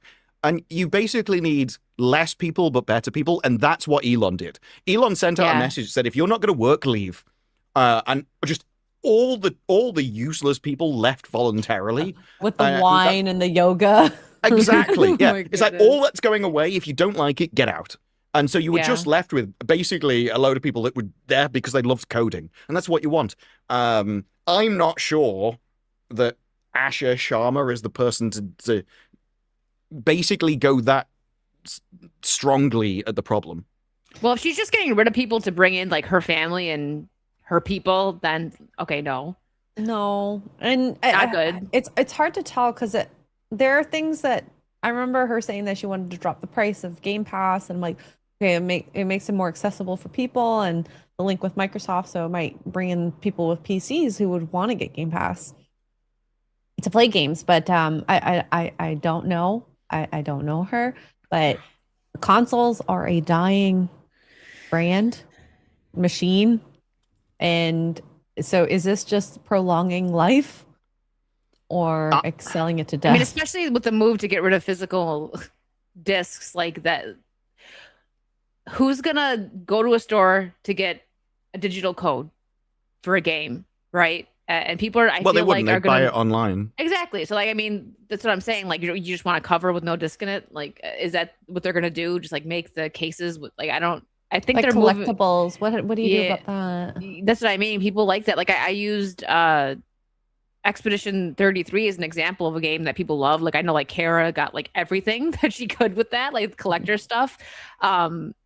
So getting rid of stuff like that, it's just like, and this is just what I was going to say, what Lark just said, that it's going to make more people just move to PC. So I think this is a very bad move, because I know PlayStation is the only one, as far as I know, that announced when they're going to stop doing physical discs. But I think the rest of like Xbox is going to follow suit. We see it with Nintendo, like, you know, at least you get like I don't know. Nintendo's always going to be okay, I think, because it's, you know, you can't really get that on PC unless you're doing like an emulator. Like, it's a little bit different than Sony and Xbox. I think Nintendo's always just going to be there. It's got a diehard fan base. But I think PlayStation and Xbox moving away from physical discs is going to really hurt them in the long run. So my take is that no one really cares about physical, because you haven't have physical games anyway. You get it, you download it, and immediately have to download a 100 gigabyte patch from the internet. So your game wouldn't work anyway. People are like, well, I can take this and put it. No, you can't, because you need that day one patch to play it. It just wouldn't work. I don't actually think people have a problem with digital. I think they don't trust the company. So PC has been digital forever. No one cares because they trust Steam. You said Nintendo. Yeah. I think it's the same. I think to a degree they trust Nintendo, and that's why they're fine with it. I think the problem is nobody trusts Sony or Microsoft, and they think they're going to exploit them. And they think the only reason you're doing this is because you want the 30% cut that the shop makes. You're doing it for your own benefit, to cut out other people, and so that you can control the price. And even that would necessarily be a problem if it was Steam, because Steam does like 70, 80, 90% discounts. Sony won't. Sony will make you pay full price forever. And so I think it's the company issue. And so in that case, I think it's good if they move to PC. I think if this destroys Sony, that's a benefit. I don't think any gamer loses anything by Sony just vanishing from the entire arena. Yeah, the console was my Blu-ray player. What the heck? Yeah, like I'm surprised that people like consoles now, like they're basically just PCs. I'm surprised there hasn't been more push to like open them up to Steam and stuff anyway. Were they talking? I don't know if this is just talks or if this was actually like something that was leaked. The PlayStation 6 is not going to have a disc drive, so it's like you're basically just getting a little computer, build a PC that works better. I can only play games. Yeah, exactly. Yeah. The main benefit that consoles have always had is just price, basically. Even people like the ease of UI, I much prefer the UI of Steam and Windows and everything, but maybe that's just because I'm used to it. But it is basically price. Now, with RAM and everything else, the next generation of consoles is going to be ridiculous if they're released during all of that. So it's going to be, because RAM and GPUs now will be the bulk of the price of a computer, PCs and everything are probably going to be very similar in price as it is. And that's definitely going to take away sales. This is why I'm not sure the CEO of Microsoft can really do much about it. For instance, the entire attachment to subscription. Why? Like, what benefit is there for you? Because I can only think there's a benefit for her and not the game company. Let's a $12 subscription or whatever it is now versus a $70 game, and they're not going to get that entire subscription. They're going to get a tiny cut of it. How is that worthwhile for the game company? I just don't get it. I don't know. We're just people online. Will we know? Well, I just don't see how the maths ever can work. That you get that many games and they all get cents on the dollar like Spotify. It's not how gaming money has always worked. No. Nope. All right, I'm gonna get a couple supers. Brian, thank you for the 10 Canadian. Katie's definitely the man in that relationship. True. Yeah. Magnum Norris, thank you for the 10. Are we degenerating into Justin Trudeau drama slap? F it, let's go. No, we were just for 5 minutes. It was Katy Perry gossip hour. And then I called her a cockroach. And then we got a whole nother conversation about cockroaches and scuba. So you never know what you're gonna find here. I went to the one place you'll never see Justin Trudeau, KFC. This one's for you, Disparu. Disparu, do not ever talk down to Legolas among straight women. You will lose every... How can I lose? They're already women. Dang. Okay, that's a good one. You flipped that one around good. Thank you for the 5. Ian, thank you for the 50 pounds. I know the project was about carbon absorption, but hear me out. Cockroach swimwear. Not until you put a bow on the dog, okay? I want you to put a cute little bow on your Yorkie, and then we can talk about cockroach. He has a Yorkie? Swimwear. Yeah, and I was like, is it a boy or a girl? And we said it's a girl. I'm like, can you put a little pink bow on her? He's like, I will not. Oh, can I get a dress for your Yorkie? How small? I made it 6 worse. pounds? What? Why would you put a dress on a Yorkie? It's a dog. It's already got clothes. My dog wore dresses, okay? Here comes You've been abusing your dog. No, dogs have fur. They've already got clothes. They don't need... In the winter, clothes. it gets really cold, okay? It's got fur. It's designed to be there. This dog is not designed. Literally, my dog will go outside, see snow, and be like, nah. Nah. Just because he's spoiled doesn't mean he needs to No, wear and a if dress. no coat on, she goes, in the winter. So here comes the time of the stream where we all try to pronounce your name. June? I think it's June. June? Thank you for the 6 extra. June. Okay. Because otherwise it'd have to be like June. Like June could work. June? That's probably... We've said that's probably it's like 4 different things now, though, so we're just going to continue. Xbox Well, we never get corrected, so we could just be saying something really offensive. Like, we could be dropping, like, N-bombs in, like, Cumbria or whatever. In some place it doesn't matter. Xbox is even hinting at a reboot of the Halo series. What a waste that would be. Don't touch it, please. I don't trust you. Yeah. Well, and if you guys were wondering, we're going to get more Yelena. No. Yeah. He said, no, please tell me you're joking. So yeah, Kevin Feige teases that Florence Pugh will star in another MCU movie this year ahead of Avengers Doomsday. If you're this has already been hinted at. I already know this one. Yep. If you're a fan of Yelena, wait until Avengers Doomsday. Yelena plays a big part in that. But if you don't want to wait until then, you might see Yelena a little bit sooner in the movies. Which movie is coming up before Doomsday? That's MCU. But the rumor that the rumor that came out before, and so if this is happening, it kind of confirms what the rumor said it was, is there's going to be a scene between her and Spider-Man where they're naked. And it's kind of played off as a joke. Yeah, they walk in, like Spider-Man walks in on... I can't remember whether it said she walks in on him or he walks in on her, but I think it was he walks in on her naked. Does Zendaya murder Tom Holland after? Hey, Zendaya doesn't give a crap about him, remember, in that movie, so... I don't... The only person that's shorter than Tom Holland is... Elliot Page. Oh, well, yeah. But Elliot's not in Spider-Man. Yeah. This is... She could have been a good character. The problem with her character is just literally modernity. That they're She's like okay. Supergirl. Yes, it was you've made this insufferable woman. And that it strips anything away from her because she's just this depressing... it's the same with, what's her name? Face, Jessica Jones. The moment you made her just an annoying alcoholic, nobody wants her around. With Supergirl, again, same thing. She's just miserable. Nobody wants that in a movie. I think they could have made this character interesting, but they decided to go with the, just like you said, insufferable personality. But like, she's relatable and silly. She makes jokes in the middle of fights. But still, like, they made it to where like her upbringing hardened her, right? Instead of like... Her upbringing should have taught her to be like, you know, a different type of agent. We never really got to see that side of her. Yeah. She would have ended up like Black Widow. She would have turned into a femme fatale. Yeah. I have no problem with that if it's done properly. I liked how Black Widow was in the beginning. So. Well, yeah, but it is a case of, look, your skills will be less than a man, so you have to take advantage of it and learn to use your natural advantages for it. And you could have even done both. You could have had it like, well, Black Widow just plays into it all the time. It's kind of like a mask that she just wears constantly as protection, whereas this one is like she can turn it on and off. And you could have shown like the contrast of when she's around other people, she's an entirely different person. I'm just not sure that this actress can even do that. I don't know. I've never seen any range of her apart from Miserable Cow. Well, I liked her. I can't say I liked her. I wanted to like Don't Worry, Darling. The story was interesting, but the writing was awful, and they didn't like solve the mystery. Like it was bad, but they could have made it good. And she was all right in that.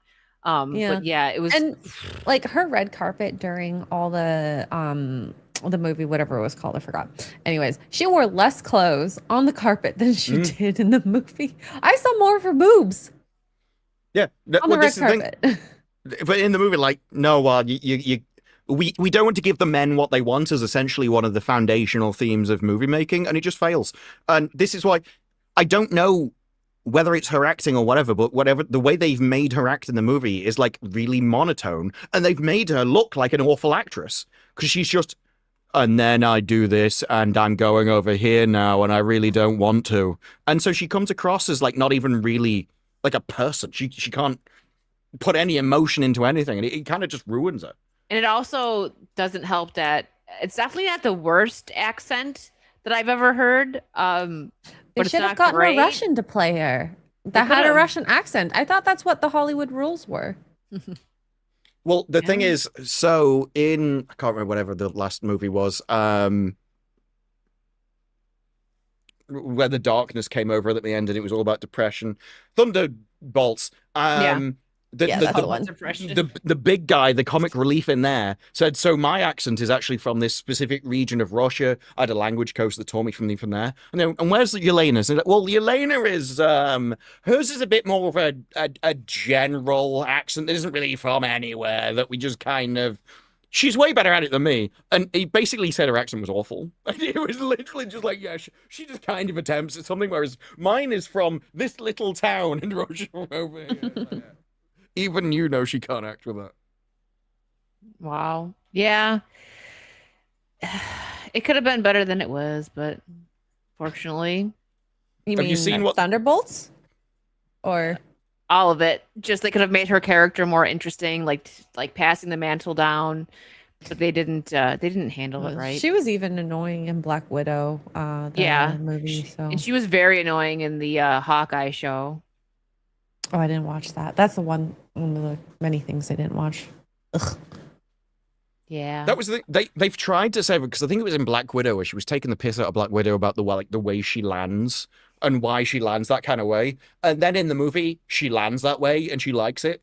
And it's like, if you played more into that, if she's like was getting more playful and stuff, you could end up back in an arc where she can turn into a nice person. But it's all the movies, because they're made by different people and different writers, they don't continue on from one another, so there is no like overarching character development that you get across movies. So I they just if there's a lore master. To... You know how like no. That's unfortunate. They should be. I'm sure there technically is, but considering all the loose plot threads that never get fulfilled and everything, I don't think they care. To be honest, like Phase 1 into Endgame was so good because you had an overarching evil guy and the stones and links between the movies. You're like, okay, well, this is going to be very interesting, but like this last phase is just like, and then there's no like lead up to Doctor Doom. Like we should have seen like little bits of Doctor Doom throughout like all these movies, but to all of a sudden just be like, oh, we need a way to make this successful. Let's hire Robert Downey Jr. as an evil character we've never looked at before. I loved Phase 1. They knew what, like, they at least to some degree knew what they wanted from start to finish, even if they filled it in as they went. Like maybe not start to finish, but they filled it in properly, right? Like they cared more. I don't know what's going on now. They're just kind of like, let's throw this here. Oh wait, we messed up here. Let's just multiverse. And now because of that, we Oh, get yeah, it freaking Kang. everywhere. I think they Ay. wanted Kang as the final big bad, probably. Oh yeah, that's So- right. Maybe. With the stones, I can't remember who it was. Whether I think it might have been Taika Waititi. Said that he made up the stones in about 3 minutes, just talking to a load of guys at a table because they wanted an answer, and he just made it up on the spot. And then that laid the foundation that was just built on just along the way. Nobody knew that those stones were going to lead into Infinity War or anything. It was just that they'd left things that they could build upon, and it worked. But I think the reason why it worked is because they were basing it on just traditional heroism. And so people liked the movies, which allowed them to build up over time because people were going to see the movies anyway. Whereas now they hate heroism, and so they destroy everything that way. Oh yeah, I mean, look just what need they to did. exist. Look what they did with Loki. He had a great, like, such I was a great little character bitch. development, and I know, like, he was very interesting. Like, that's something that I always like in cinema and everything. When you take a villain and you see why they're a villain, but they grow from it and become a hero. That's interesting when it's done properly, and they did it properly with Loki. And they're like, let's just throw that all away. Like, I didn't watch Loki season 2 because season 1 I was just like, I can't. They've ruined his character. I don't even care. I can't watch season 2. I've heard it was awful, so I didn't miss anything. It was. Yeah. Season 1 literally had a scene where he's just repeatedly getting kicked in the balls. Yeah. Until he learned that he was wrong. And that was his character arc for that series. That's just like what women want to do to men when they're super uber feminist. So if you look at most movies in recent times, there is a scene of a woman kicking someone in the balls. There was one in Supergirl as well. It happens in everything. There was Superman. Superman in his big fight gets kicked in the balls. It just all the time. it used to be a funny trope, and now it's just like, Overused. or not used right. This is where Yeah. I think that Marvel are going to go into the future. So, talking about Xbox and where their games can go and everything, someone has actually made a specific version of Counter-Strike, but for women. I saw this. we would play can this. clean up the map. Use some mobs. Guys, I like Power Wash Simulator, so shut up. This could be a great game. I would play it. I like to clean. We've got dual cleaning spray fluid. Now, if there is a way to like have this, but then also like you see the other team bring out a gun, shoot them, and make their side even messier, that'd be great. Like a paintball gun, kind of like how what's that game Geeks and Gamers used to play with the paint? Splatoon, yeah, something like that. But then cleaning and painting. It'd be like Power Wash Simulator, but against the other team. So every team starts dirty, but you've got to clean them. And they're running away from each other rather than shooting at each other. Yeah. Great. So, I don't know if anybody here has seen Moana. I've seen it bomb. Same. I have forgot that been it hoping even- for its demise. So That's a certainty at this point. I liked the animation. Like did I watch the second one? I think I did watch the second one. I don't really remember. It didn't stick with me like the first one. I really enjoyed the first one. It was great. I was surprised that they did Moana before Frozen. I mean, both of them have come out too recent for them to even need to do like any kind of like. Frozen was quite a long time ago, almost over 10 years. Yeah, that's what I mean. Well, this is 10 years exactly. This one is 10 years, and like Frozen was probably what, like 15, maybe something like that, because it was a few years before Moana, right? But that's what I'm saying. I'm surprised they didn't do Frozen first.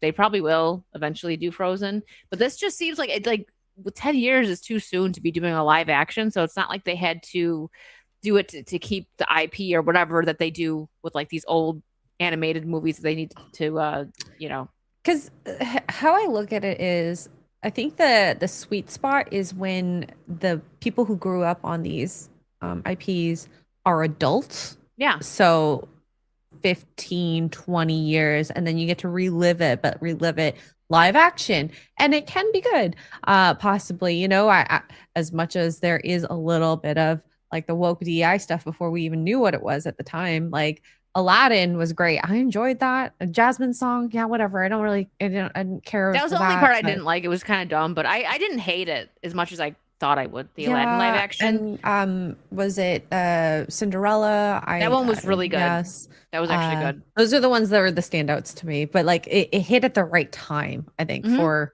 the audience. Whereas Moana, 10 years, there's like teenagers to young adults. They don't care about movies. Yeah, no, you want to wait until like the kids that They're having were like kids. Yeah, until like they like 8-year-olds that watch the cartoon Moana until like you said they're having kids. That's when you want to hit it. This is just, and it was done poorly from what I'm seeing, so that's even worse. No, it's kind of interesting. So it got absolutely annihilated in the reviews. It got 33%. But if you actually go through to the reviews, a lot of them are like, it's just a one-to-one remake. It's unimpressive. You don't just have a version of it at home. You have this version at home. And so a lot of them aren't even saying it's bad. They're just like, why does this exist? And it seems like, it's a near shot-for-shot remake. They're kind of going, what is the point of remaking something if you're just doing the same thing? Which I think is odd, because I actually think if you're going to do a live-action adaptation, it should be the same. I wouldn't want it to be changed. And I think lot of the issues is people are just fed up with it. Like, it's a really old tactic. And I think they would rather have you done a live-action Moana 3 rather than remaking the first one. Because I'll even say How to Train Your Dragon. I really liked seeing that brought to life, because it was cool to see the dragons not animated. It was CGI, but still like pretty awesome. And it felt like a breath of fresh air. I mean, I don't know. Moana's not going to be one of my things I'm going to watch. But it just this never really enticed me whatsoever. So this is the other complaint that you see a lot, that somehow it's lost something going to live action. Like, it doesn't have vibrancy or charm. For some reason, it's just not as fun. It seems like when something's animated, all of the aspects kind of hang together. Whereas on this, I do think it's so much of it is CGI, and bad CGI. Like, you can see them popping off green screens and stuff. The animation's better. Yeah, they're just not immersed in the movie. They know they're watching something that's fake. Whereas even though animation is obviously fake, because it's all cohesive, you still get drawn into it rather than constantly reminded it's not real. And so I think in that, just having live actors, because it seems like they didn't do anything. They just put live actors in, spent $250 million, and thought it would somehow improve the movie. And that's the crazy part. And I was thinking this as well. Someone in the chat said, you make a live action, not one-to-one, people aren't happy. You make a live action one-to-one, people are still unhappy. Just stop remaking things. And I think people will be happier for it. Make something new, because I feel like in the animation world, you could have put 250 million and made, I don't know, 3 or 4 different movies and profited, most likely. Yeah. I agree with that. Disney needs to get back to animation. I would love it if they went back to 2D animation. I don't see that happening. That was the more magical, beautiful art that they had. Now it's just the same 3D stuff that we see everywhere else, so they don't stand out like they used to. But with a live action movie like Moana, it was so bright and colorful, and the music was great. And when you have like sidekick characters like Hey, the chicken, and I can't remember the pig's name right now, they don't come off great on CGI. And like the CGI looks weird, and they also do it where they make it more dingy and dark instead of bright and colorful to cover up the bad CGI. So it's like you're taking the character and the just like the life from it, and it's just really not needed. And I don't understand why this was made at all. They thought they had a built-in audience. Seemed to be the thing. So this was one of the reviews. They probably thought The Rock was going to put people in the seats as well. Rock is not a star. He has had flop after flop. Like, he used to be, but it was when? Like, when was the last time? Like early 2000s? I think after Fast and the Furious, he kind of lost his star power. Maybe before that, but that's just when I can remember. This Moana review is just drown me. Did you write this? No, this is for Rendy Reviews. Vulture did another one that said, just please stop. Like, people are just begging to stop this kind of thing. And there's one at the end where what is it? I'm not trying to tell you how to parent your kids, but save your money. Don't subject your kids to this. It's the cinematic equivalent of waterboarding your child. Perhaps do it because they're going to learn a valuable lesson of preference. Kids are very smart and pandering straight away. If they show any signs of disappointment wanting to watch the original, congratulations, your kid has taste. You're better off taking them to see Minions. What can I say except no thank you? There was another one that called it just like an excellent display of hideousness or something like that. The reviews really went in on this because I think they were finally allowed to not like something. But it does seem weird as so many people just went, it's exactly the same. To why I think people are just fed up of what obviously being taken advantage of. Mm-hmm. I think so, doing it exactly when you take like an animated movie and you don't do like one for one like exactly, people be like, well, why didn't you do this? Like the movie, why'd you change this? Like I'm someone that when you add to the story, I'm fine with that. If you make it a little bit better, add something, maybe answer something that wasn't answered in the animation, sure. But when you do like one from one, you got to at least make it exciting. And this doesn't seem like it. Just from what I've seen from the trailer, like I said, just dark, dingy, no lifeless, no color. And I think they did think that The Rock was gonna bring people, but that's because they liked his character Maui, the animated one. But that's the problem. Maui could do so many more dynamic things as an animation, the dancing, the bravado, all that. The Rock is a human. What do you expect him to do? Okay, sure, maybe we can do some like stunts and whatnot, but you can't do the same exact things. No, not at all. So this was, I mean, I think most animation does not. Yeah, he's getting up there, and most animation, it just doesn't, especially something like that, so colorful and lively like that, doesn't come off right in live action. So I just don't like even something like Frozen. Listen, I'm someone that didn't think Frozen was as good as everyone else thought. Like, it was fine. I get why you little need to let girls it go, liked Wicked. I mean, you can't hold on to this grudge. Oh my gosh. I thought Tangled was better, but Frozen, I think that I don't know if they would make it look good. Popular. The music was fine. Yeah, the music was good. I understand why little girls liked it and everything, but that, like, if you did that in live action and it was done properly, it might even at least look cool, like Elsa with her powers and stuff.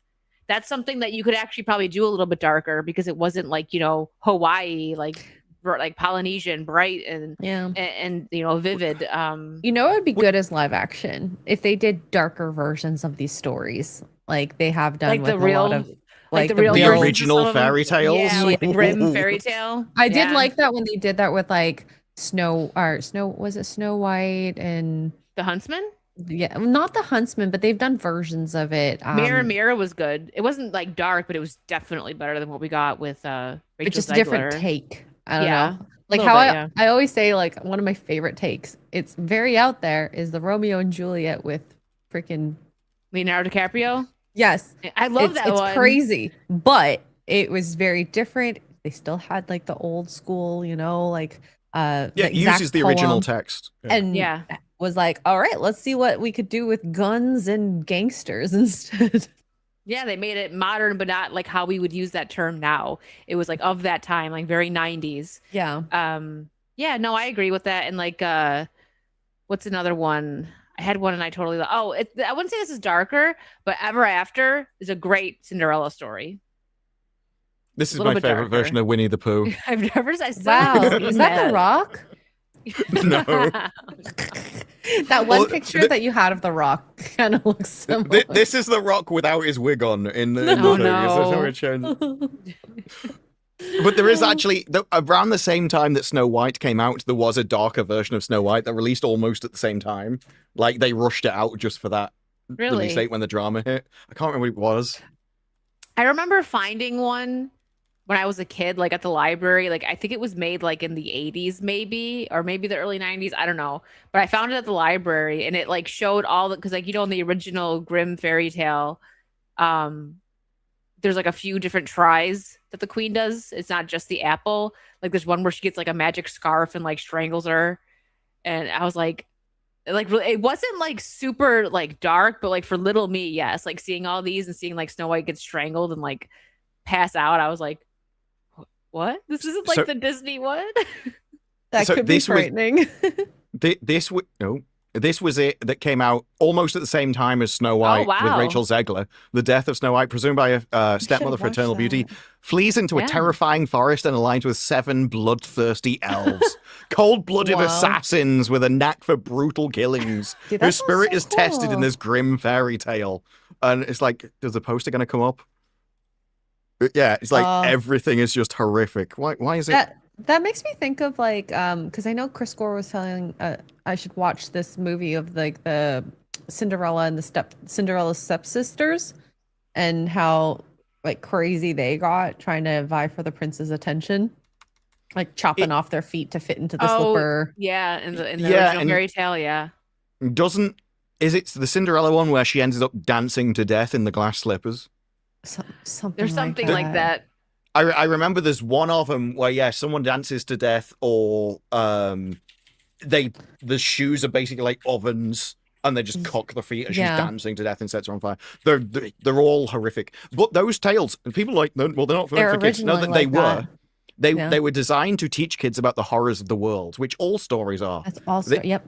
This is why you can't lie to people in stories, because you just immediately reject them. So it's the evil stepmother who is forced to wear the red hot iron shoes and dance to her death in the original story. Wow. So yeah, and I know there was another one with like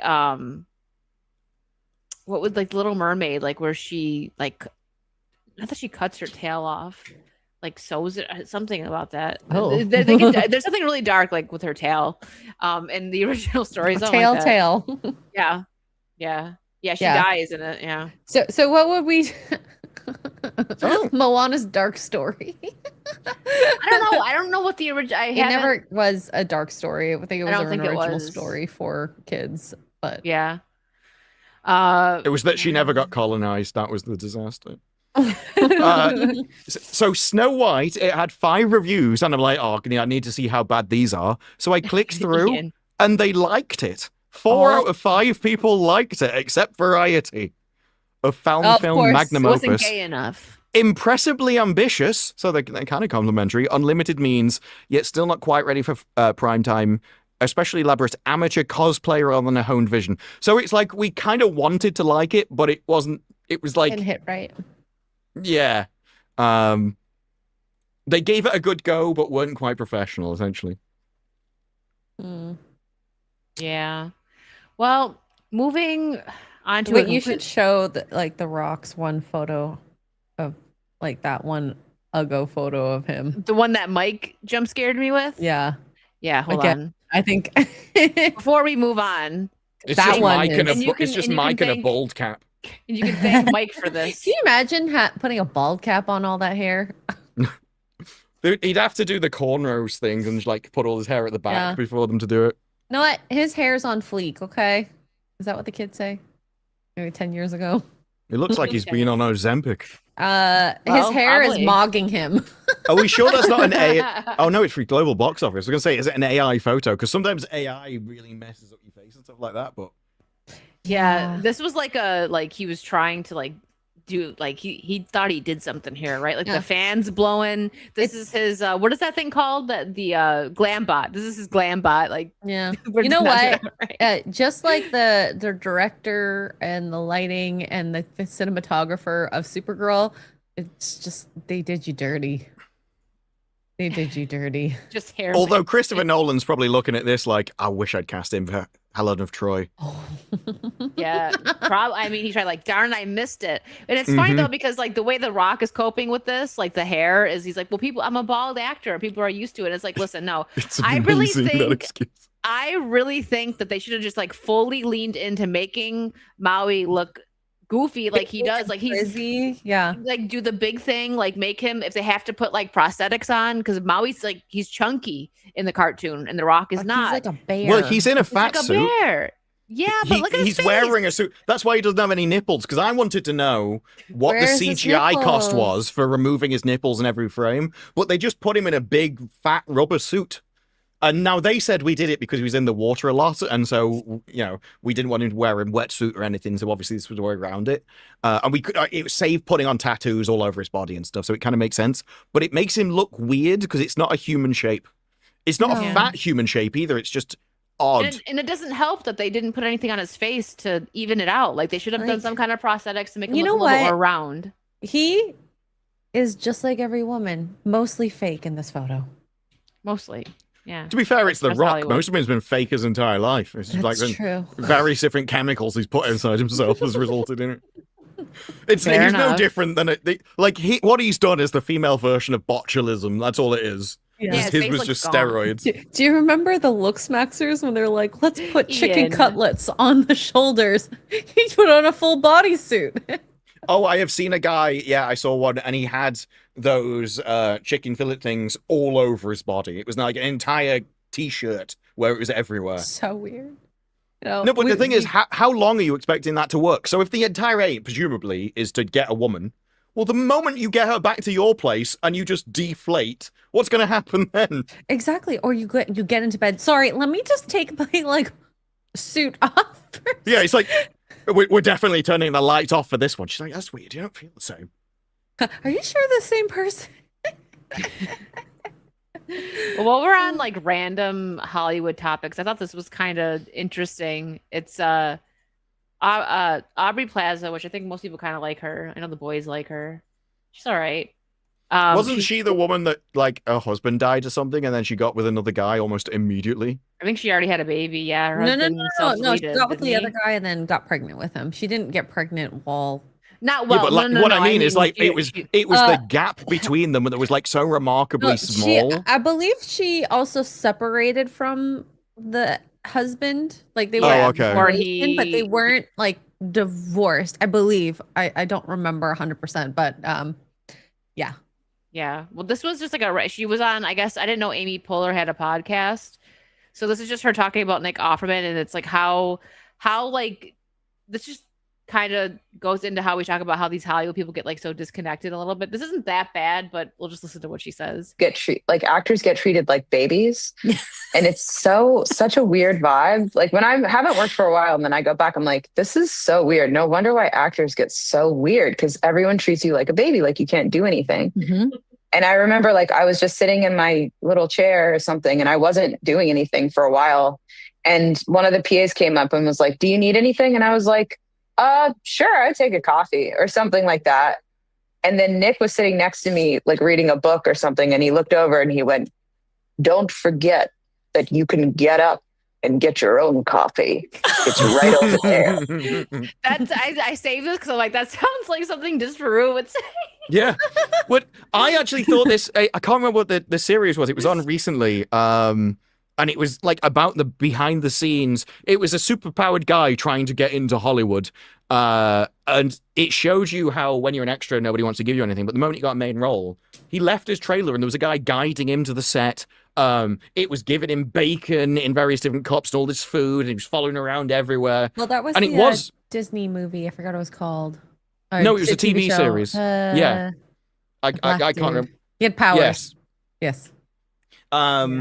And it was so bizarre because in that I can fully understand why she's like, they're treated like a baby. It was literally a personal PA there for any problem at all.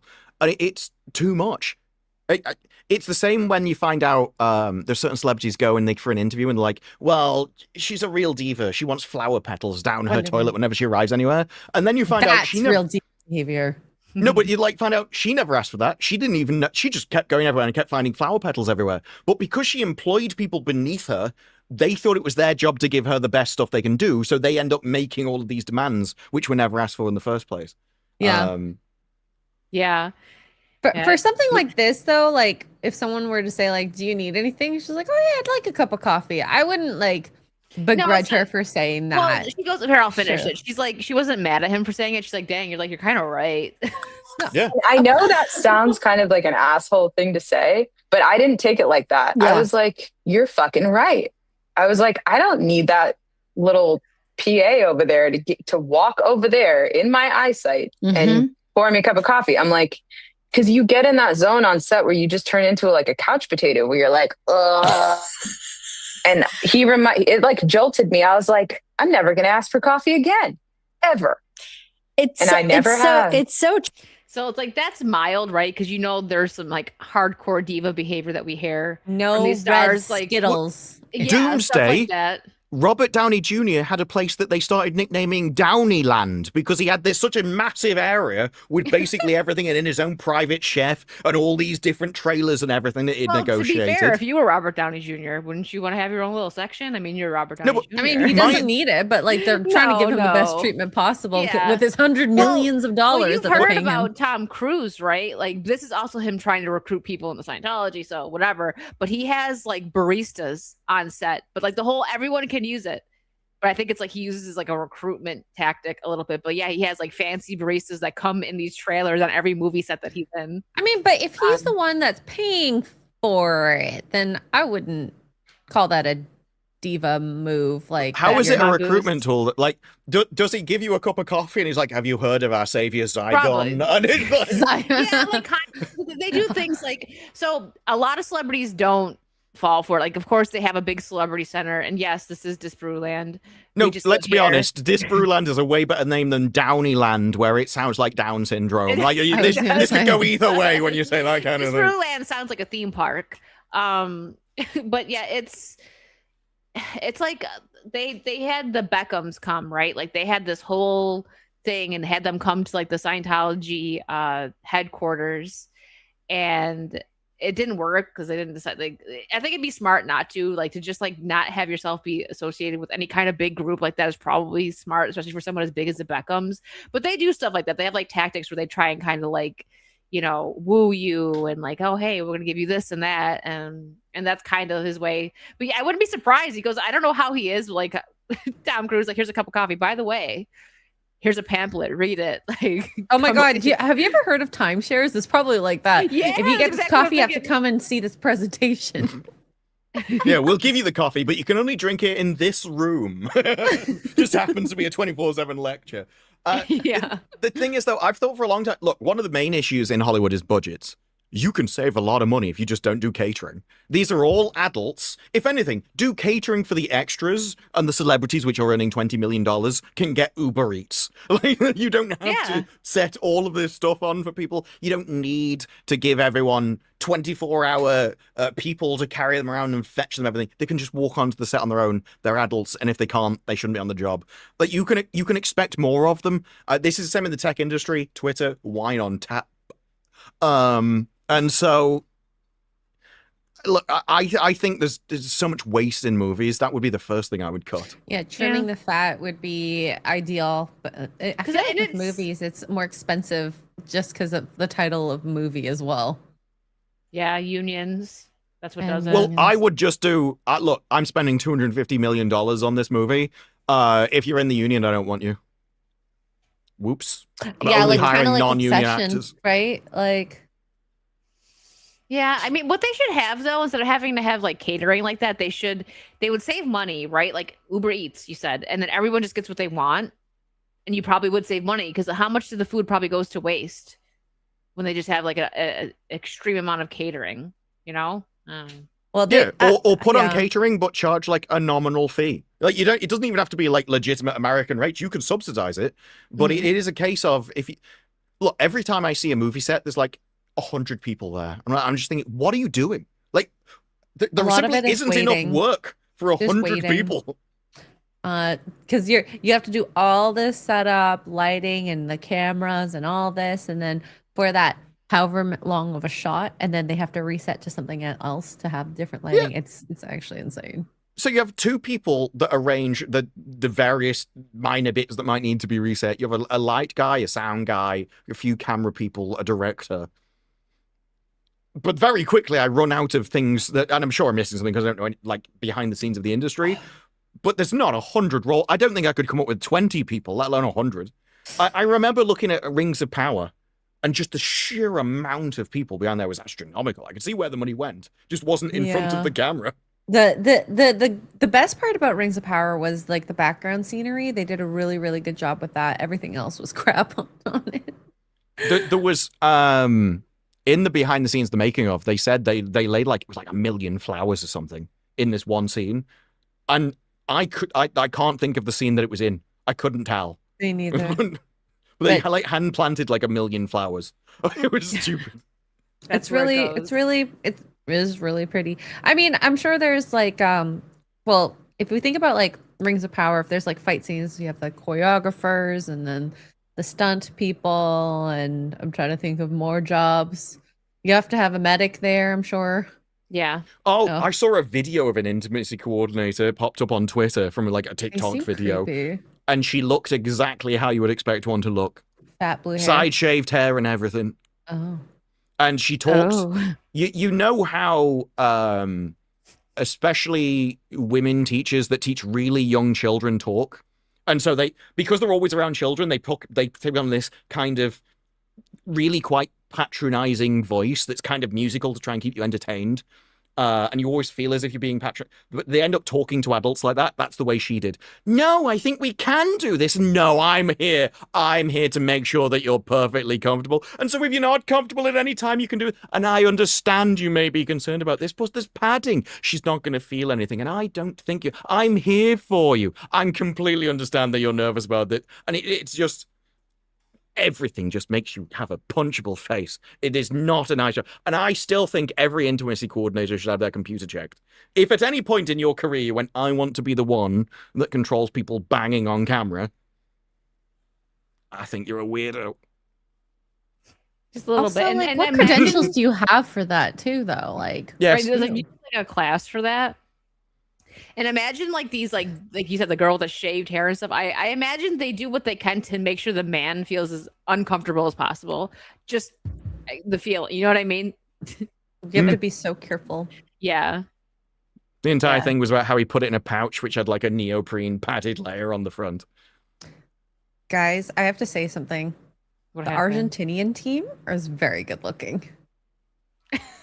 Sorry, Like, I'm real like, quick side note. Are they actually Argentinian? Because that would be a first for the World Cup. You have a picture? actually, I don't know, but yeah, the yeah.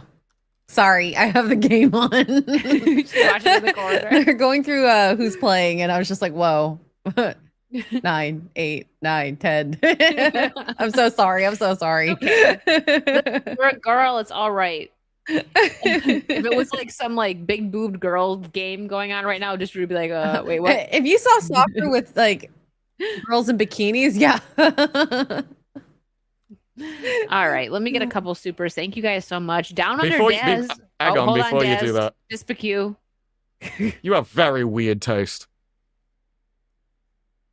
Where is this from? This is the Argentinian team. From this year? Argentina's men's national team. Oh, 2024. Yeah, I was like, I maybe don't they've think, like, entirely changed the entire lineup in 2 years, but there's some that are the same. But anyways, okay. You know, whatever. I like soccer players. Just through judging X-rays taste. yeah, they look like Northern Englishmen in a mining town. Maybe that's my taste. Down under Dez. Thanks for the two. Oh, hold on. Stay in the queue for a minute. This Drew's got more. I still think it's weird. Hold on. What the heck is going on with their shirts? Oh, This is March 2026 international friendlies, There's a couple cute Argentinian ones. official squad. there's a couple cute ones there. Yeah. When they move, That one they looks look like Frost. When it's video, it looks a lot different than a photo. You know. I mean, look at this guy. Which one? The middle one. The one in the front. Oh yeah, no. No. What's I see happening maybe here? two. I see maybe two. So you know. When they move, it looks a little different than a still photo. This guy okay? looks like he's about to star in Obsession too. Oh, Haaland is a good-looking dude too, I believe. Well, also because he will plow anyone on the field. I've seen him like push down The 3 best players at once. farmer. He's going to be in Clarkson's farm. Oh my God. Great at plowing. I saw there was a point where he scored 2 goals and 2 players jumped on his back and he's just walking like nothing's happening. He's just walking like the Hulk. No, the weirdest one was I think it was a Norwegian player, the big, massive, giant guy that just pushes people over. Yeah, Holland, he is just like insane. knocks them over and keeps going. Yeah, I would not want to be in his line. No, he holds. I think it was the record for the tallest backwards kick or something, and it is like 7 foot something. I think from what it was, it was like ridiculous. I mean, he can jump really high too. I think it said he was something like 6'5". Yeah, I have if you want to see, I think 6'4", but this is his compilation of like shots. If you want to. Yeah, this is what your music. Yeah, this is the one I saw. Terrifying. Whoa. Yeah, he is humongous. He just keeps kicking people in the face. This one's so funny where he kicks it and there you see like the photo of the guy where the ball hits his face. Here. That's him. And then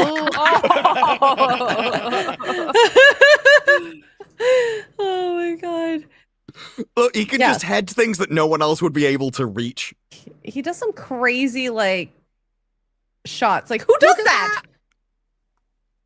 Who does that? I want to see him next to Tom Holland. Oh yeah, or Elliot Page. He scored that with his arse. His balls went in with the ball. Yeah. Anyway, so that's him. I liked his interviews and all the stuff. I wonder if his social media got pushed through a marketing company. Who knows? Or was it natural? Now I have to question everything, Disparu. Ever since seeing that video about how some of it's like manufactured through levels and levels and levels of marketing hires. Ugh. Yeah, look, most of that works on like clips and stuff. So I don't know how much of it is just like bot replies and things. Although probably more of that now, Chat GPT and things can just be automated, and it's getting way harder to spot than automated replies. But I knew it more from streaming. That's been going on in streaming forever. I think it's well known. I don't think it's even like a secret.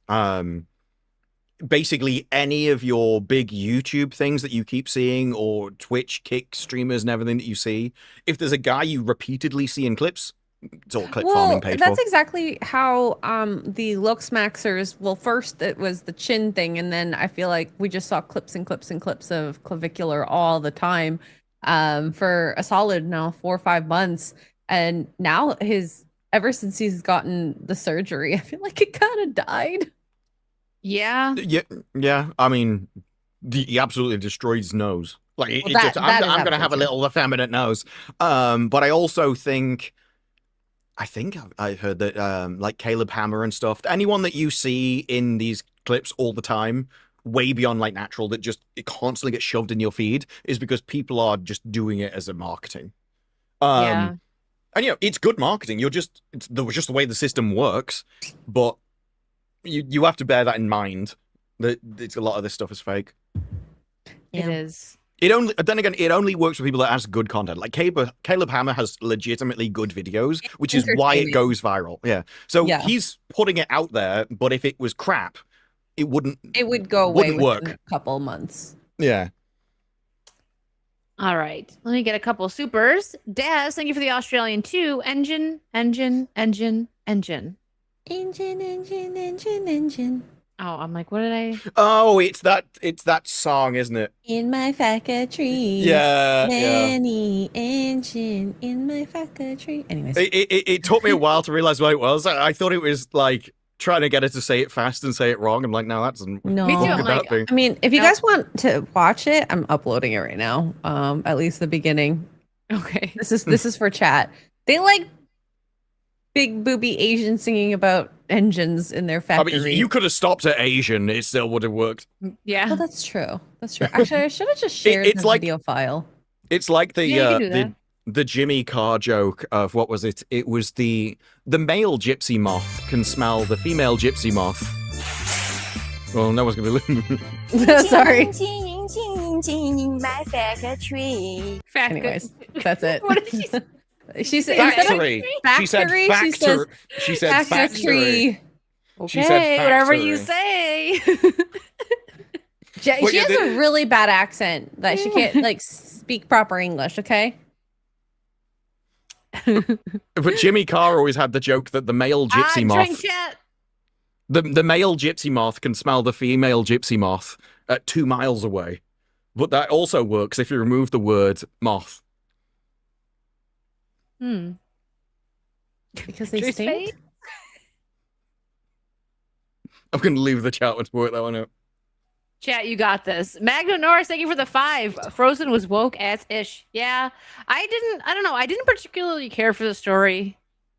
I don't know. It was fine, I guess, but 2 frigid women. What did you expect? I liked Tangled more. I thought that kind of flew under the radar a little bit because it was like around the same time. Heath Ace, thank you for becoming a new member. Welcome to the Potato Squad. And also, thank you for the $4.99. One problem is Disney is filming huge chunks of these movies in the volume and has limited dynamic range. Yeah. The other issue with the volume is it doesn't work like cameras. So they know that cameras often give you a blurred background, but it just doesn't work in the volume. They blur the background, but it's not the same with the person, and so they just pop off it.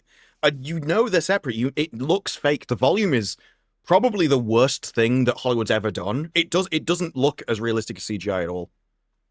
Yeah. I don't know if she can. She's still getting her voice back. Yeah. No, I'm kidding. That's it. That's all I'm saying. Because that was just in the super chat. Got a super chat more. Jason, thank you for the 2. Well done on the 1 hour evisceration of Campia wokeism. That was on FNT yesterday. Was it? Yeah. He did excuses upon us to why it was absolutely fine that Helen of Troy was allowed to be black, but you weren't in other things. And my favorite excuse that he said was, you couldn't race swap Black Panther because actually being black is integral to his character. Just like you couldn't race swap Batman because Batman's white privilege is inherent to the character and explaining how he is a rich elite in the first place. But that's the same thing with the Black Panther rich elitism there. No, I still think that like Wakanda makes more sense if you race swap people because then it explains where they get the technology from. Like Wakanda makes way more sense under colonialism. I just don't think we should waste swap. Dan Vicious, thank you for the 5. Check out Jonathan Pago fairy tale books via Symbolic World Press. I almost said WordPress. I'll check it out, Jonathan. I never heard of him before. I'm guessing he's a writer. I mean, if the collection of the original fairy tales, most of them are so old they're way out of copyright. It's just public domain. So I imagine there's a few people which have published them in different regards. I don't know what's special about his in particular. Ian, thank you for the 50 pounds. I would never ask a runner to bring me coffee. If anything, I'd make them taste it for poison. How like medieval of you. Isn't that what they used to do? Yeah. And thank you for another 50 pounds, Ian. If you must know, I'm intimacy coordinator for the Argentinian team. Excuse me, Ian. He has to be there to witness all intimacy. Introduce me He's to a Messi, very busy please. boy. Oh, I forgot. Okay. All right. So I want your take on this. Or actually, I want you guys to hear just Bruce's take on this. We talked about it in our group chat. GTA 6 players in Australia will need ID to play the game due to online safety laws. Rockstar may need to verify users are adults or face civil penalties of up to $49.5 million per breach. That's an insane amount of money per breach. Yes. That's what they always do. It's because because they found out if I just said it like £1 million, it leads to a point where people will be like, well, I'm going to make 5 million doing it. You're going to fine me £1 million. So I might as well break the law and just pay the fine. So they started to base penalties on like global profit and things, which lead to astronomical fees that just aren't worth it. My thing with this, though, is you see it on free-to-play games, they will actually give people bonus things just for adding a credit card, because once you've linked your credit card, you're way more likely to buy stuff. And so I don't think GTA will care about this at all. Like, they will be glad to have a load of people add their credit card in just to ID themselves, as you're way more likely to buy shark cards and things if it's just a one-button press to buy it. All they have to do is tempt you at that point, and everything's all set up for them. So I think it's going to massively backfire. The government's not going to get any benefit of knowing who's playing GTA 6. No child is being saved by playing probably what's going to be the wokest GTA of all time. Look. Only the corporation benefits. There's naughty stuff happening on Roblox. I don't think GTA is where it's going to go wrong. Okay? No, not at all, because that's aimed at children. You're right. Like, Roblox is supposed to be a children's game, and it's really it has some disgusting. Gross people on there. Yes. I've heard. Yes. Stories. Don't let your kids play Roblox. Yeah, there was a guy that did a video, and it was like, how long before I see something adult? Created a new character, loaded in, I think it was 7 seconds. Before he'd literally just saw KFC video. Dangly bits just walking past him. That is wait, you can see dangly bits in Roblox? It's a game which is basically a customizable sandbox of everything. So yeah, people can do it. It was like Tim the Tatman. So recently they've been playing Black Ops 2. I think it was Black Ops 2, something like that, came out yesterday. So he started playing it, and he's like, he found out you could make your own logo, and he's like, oh, I remember these from back in there. I wonder how long that'll take. The first logo he saw was Dangly Bits. Literally the first logo in the first lobby. Every game I've ever played where there's an art portion where you make whatever you want. And this was also in an episode of, I forgot which TV show it was, where they're game developers. It's always the peen. Don't know why. Why are we fixated on making big peens? Symbol of fertility. So virility. In England, there are literally like chalk outlines going back over 1,000 years that people dug into the ground that can only be seen by from space. Like you need like helicopters to go up to see the guy with a massive dong. They used to sleep on it if they wanted to be fertile. I'm a size queen, so I kind of like that. I'm impressed. I want to be able to go into the sky and see this. It was the original ancient artwork. And it is a case of like, who are you making it for? Presumably God, because he was the only person you thought could actually see it.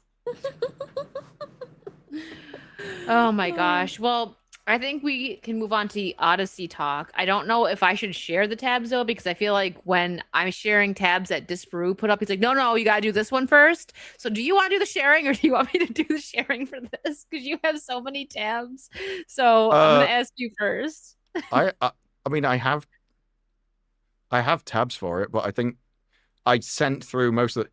Okay, so this is one. So you remember the other week where you were all surprised that Tom Holland has had a lurid career, and he's been in like movies where he was particularly effeminate and pushed up against a wall and that kind of stuff. Well, yeah, nobody was ready for that. No, but it was like you didn't know that was part of his history. No. Well, there are other parts of his history that you may not know about, and I like the idea that at some point Christopher Nolan has seen this and thought, you know what? That's the man I want in the Odyssey. That's my. Oh my god, that video! I like. Okay, kudos to him being a good dancer, but I don't see the appeal of him wearing that. And people are saying, "Oh my god, he's so hot." What? I'm surprised he's with Zendaya. Oh, apparently, not Dave. Someone had said, I'm quoting someone's quote. That's the moment Zendaya fell in love with him. Ew. I wouldn't be surprised. I mean, this is Hollywood. They were battling each other in that. I remember that lip sync battle, and it was, I don't know. It was weird because he went from like dressed like in a nice suit doing Singing in the Rain, the Singing in the Rain thing, to Umbrella, and then to that. And I was like, okay, well. Yeah, I do genuinely think it's a rite of passage for people in Hollywood that if you want to be like a leading man, you have to prove that you're willing to do that kind of thing and degrade yourself first before they let you. Mm-hmm. It seems to be a thing. I really think so. Yeah. So others, I think, I've got like complimentary. Oh, I'm going to take the piss out of Theron first. What on earth are women in Hollywood doing to themselves? Oh my god, she looks horrifying. Who is it? Oh my gosh, that's Charlize. I thought that was Ariana Grande at first when I saw No, that. she like you can see her skull. She is that thin. You can see her skull shape. You can see her individual ribs on her chest. That's not normal. Ribs. I mean, this is a thing that happens to women as they age. The neck thing, but with the moment you start seeing collarbones that are that deep and everything, it's like she's been in Wicked. Yeah. That's like concerning though. It's not even like I want to make fun of her. It says like, is she okay? Someone take her to the hospital right now because she's about to fall over. Well, it is interesting though when you compare that to just like Anne Hathaway. Oh my god! Like, Anne Hathaway maybe just be happy and get pregnant. It seems to be the only protection. Charlize is too old to do that. I thought. Probably, but still, like, it's got to be Ozempic? Because the weird thing is, it's like it's a trend in Hollywood now. So people like Charlize Theron, Ariana Grande, who definitely did not need something like Ozempic. They were nowhere near overweight. They're taking it now because it's like this trend. Because we went from like, oh, having a little weight on you or being just straight up fat is accepted in Hollywood, right? Just be yourself, to like the total opposite now, where very skinny is coming back in, but it's like sick skinny, not like We're basically in the 90s again. But it seems like it's even the worse. 90s wasn't this bad because I No. think what it was, the 90s were like, whether you like the shape they were, or it's like, I think you could do with losing a couple of pounds, but then that meant you actually had to have effort and you have to diet, which takes effort, and it's slow, so you can stop. Mhm. But now if someone's like, I think you should lose a couple of pounds, and you just start taking weight loss stuff, well then like you can go way overboard because it's so strong, and before you know it, you've lost way more than you expected, kind of thing.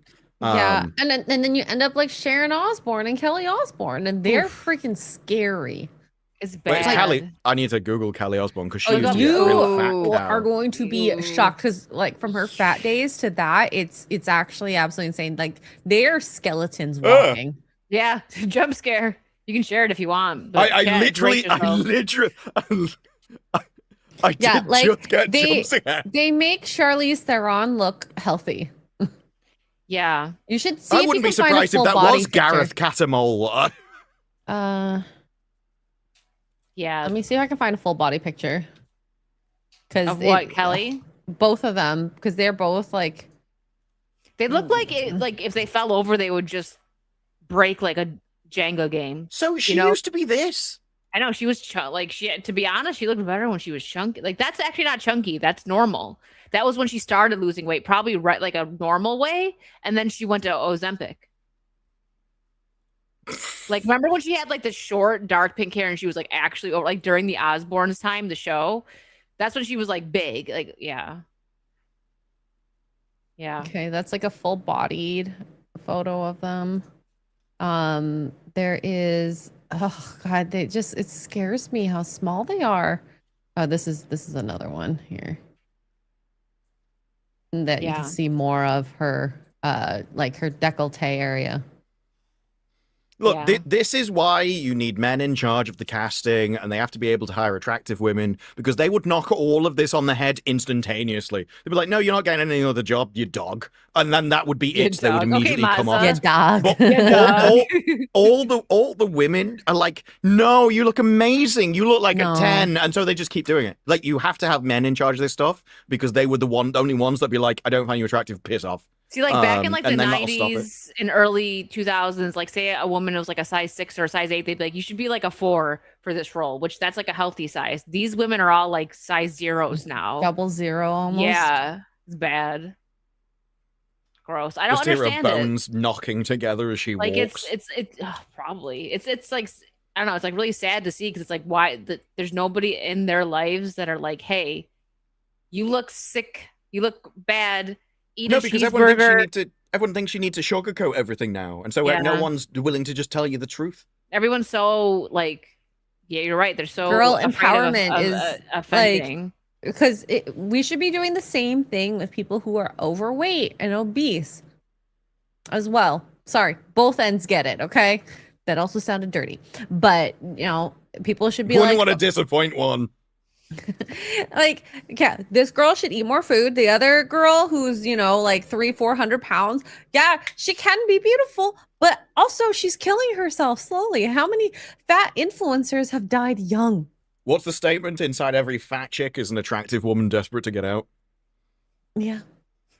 A lot of people are like that, though. Like, they lose weight and automatically they're hotter. So, jumping back to the Odyssey, here is Lupita's take on the female perspective in Christopher Nolan's Odyssey what? script. Mm-hmm. Yeah, here we go.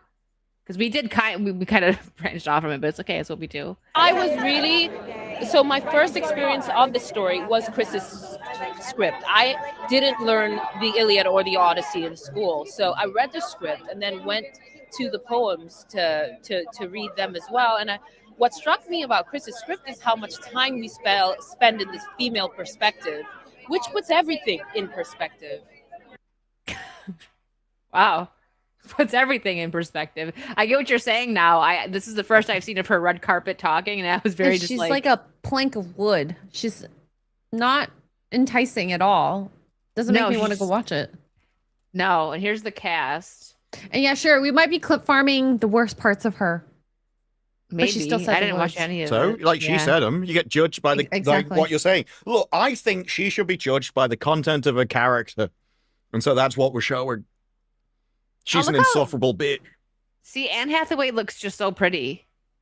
Look at that, the outfit and everything. She And looks even really Zendaya, she's been like mogging Lupita.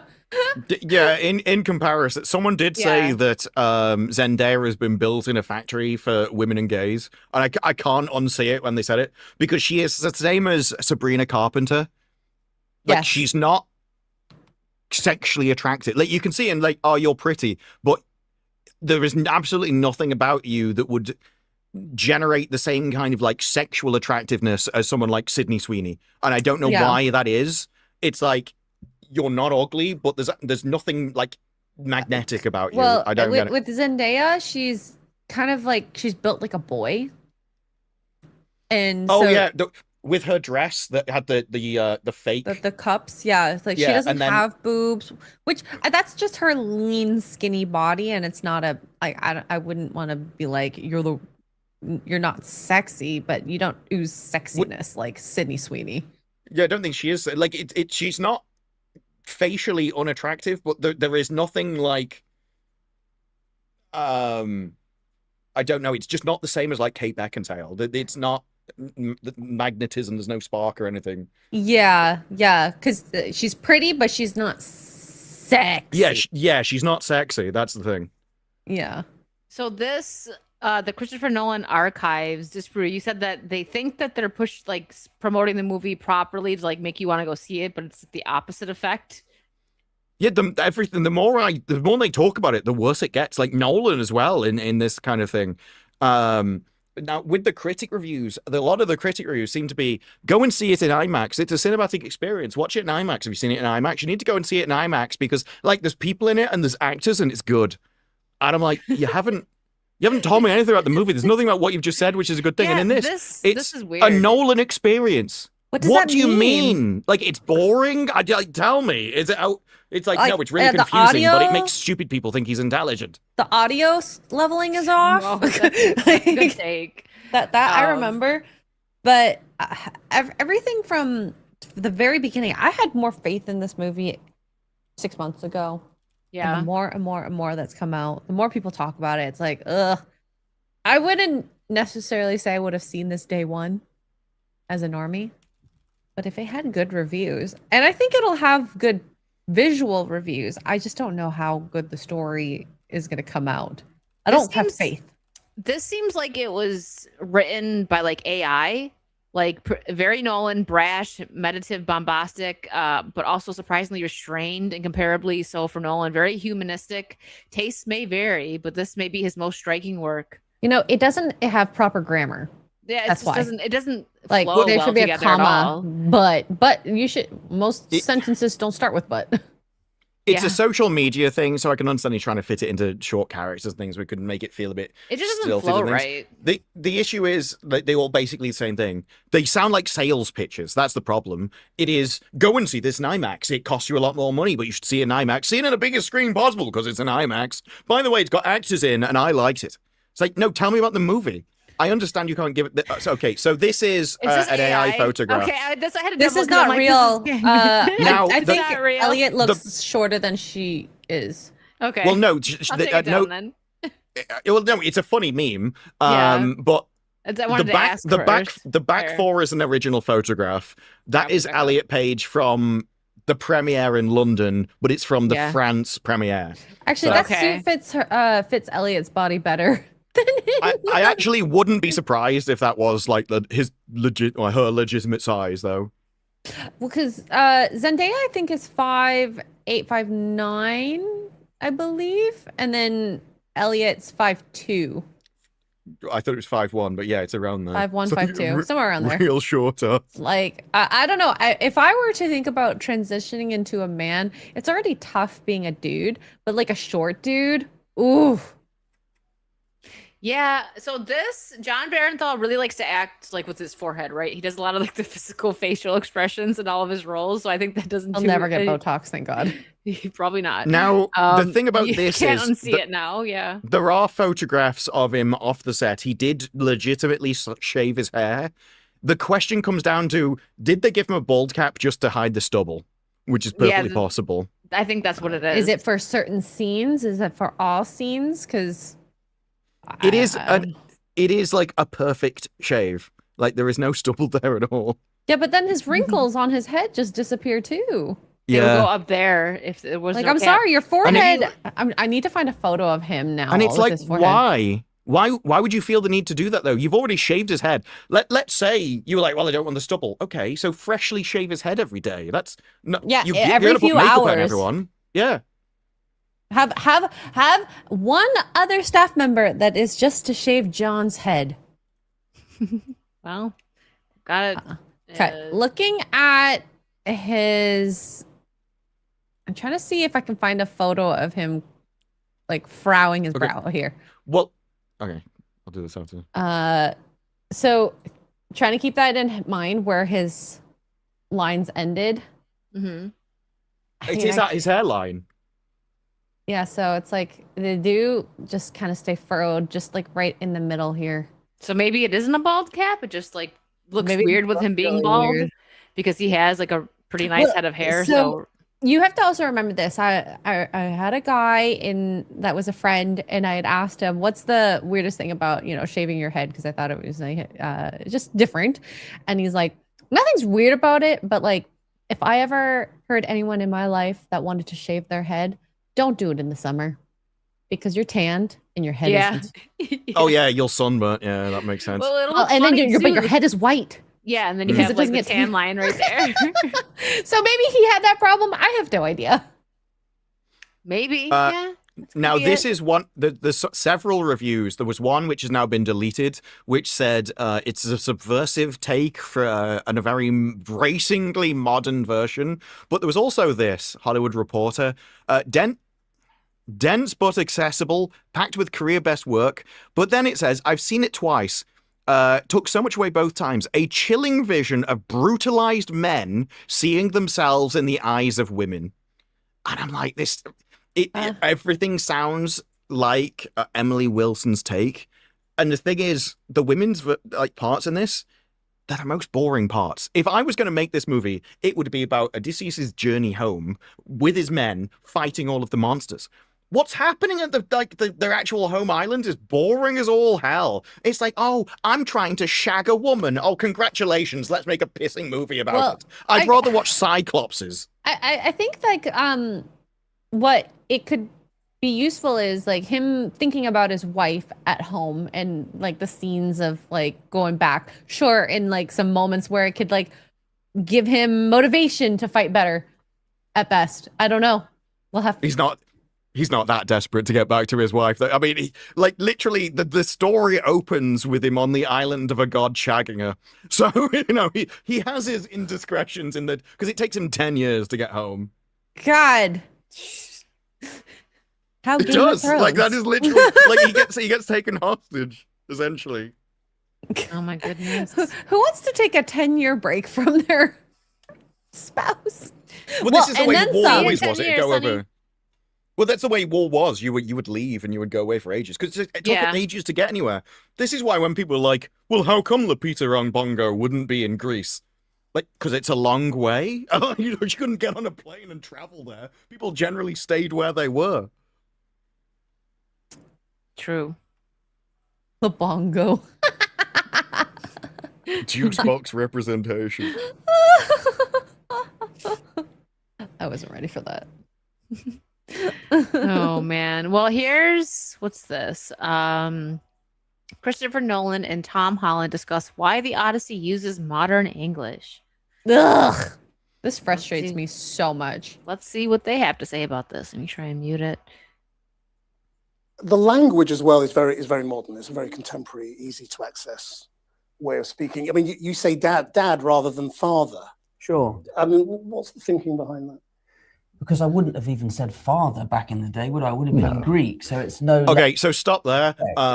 This is the lowest IQ response. Like, I think he might actually be genetically retarded. That's how stupid what he's just said. So, firstly, it is a. Can you imagine what it would have been like not to have eaten breakfast? And he's went, but I did eat breakfast. It is that level. They had a word for father in Greek. They literally did say that the translation of the original word is father.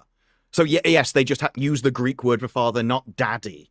But because they're using the Emily Wilson translation, which does use daddy, they're suddenly trying to basically defend her. Yeah. But all you have to say is we use this translation, and that would have been a better argument than, well, but we didn't even use father or daddy either because it's not in English. That's a very dumb response. They did have like formal versions, but for father, and one that maybe you could have translated as a more informal version of it. But to pretend like we don't know this is nonsense. And language is, there's some people that would be like, you know what, he's right. We're not hearing it in Greek, so it doesn't matter. Well, language is a fickle thing. So what are you going to do when Lupita goes up and stands next to another woman, like say Athena? Are you going to say, oh, Helen of Troy is mogging Athena? Yeah. Yeah. Why can't he say skibbity riz now, you know? It's like, yeah, I want to see Odysseus jester maxing the suitors. That's what I want to see. No. He walks in and he's like, I am Odysseus, is your cortisol rising? It would probably make it more entertaining, like with the verbiage of modern today. If you did the whole thing, I would love it. I would love it. Thank you for the 50, Ian. Vader Tom, I am your daddy. Yeah. Daddy. And let's not pretend that me. Exactly. Let's not pretend in modern day terminology that daddy has the same meaning either. It's like entirely different. Yeah. It's, you know, God. Especially when it's Tom Holland and we've seen the movies he's there and he's there looking at Patterson going, you're looking for a daddy and it's me, darling. It's like, come on. Well, am I a daddy to you too? Oh my gosh, X-Ray's a dad. I'm a father. No, wait, daddy. Oh my God. Also, okay. I have this is the other tab that I do have up for this. It is The Odyssey by Homer. Stop. Is Athena whack? Why is Poseidon so salty? Odysseus equals goat? Did Circe have Riz? Why the Cyclops blind or just dumb? Penelope, loyal or simp? Loyal or simp. Remember, everything they do is a Time choice. isn't real. They don't need to do it, but they also did it. Helen of Troy could have been white, blonde, but nope. It's a black woman. They chose to have daddy in the script. You know? So where did this come from? You have to think about all these little things. Is Nolan woke?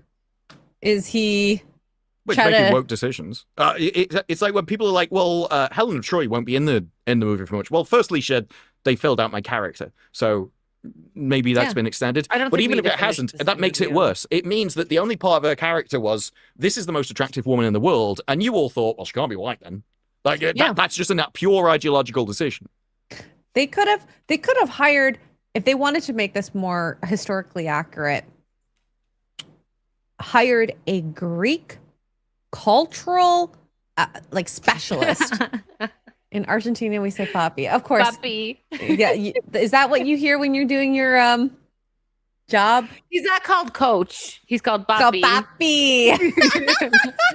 Yeah. They could have hired a Greek specialist in history and culture and all this, but no.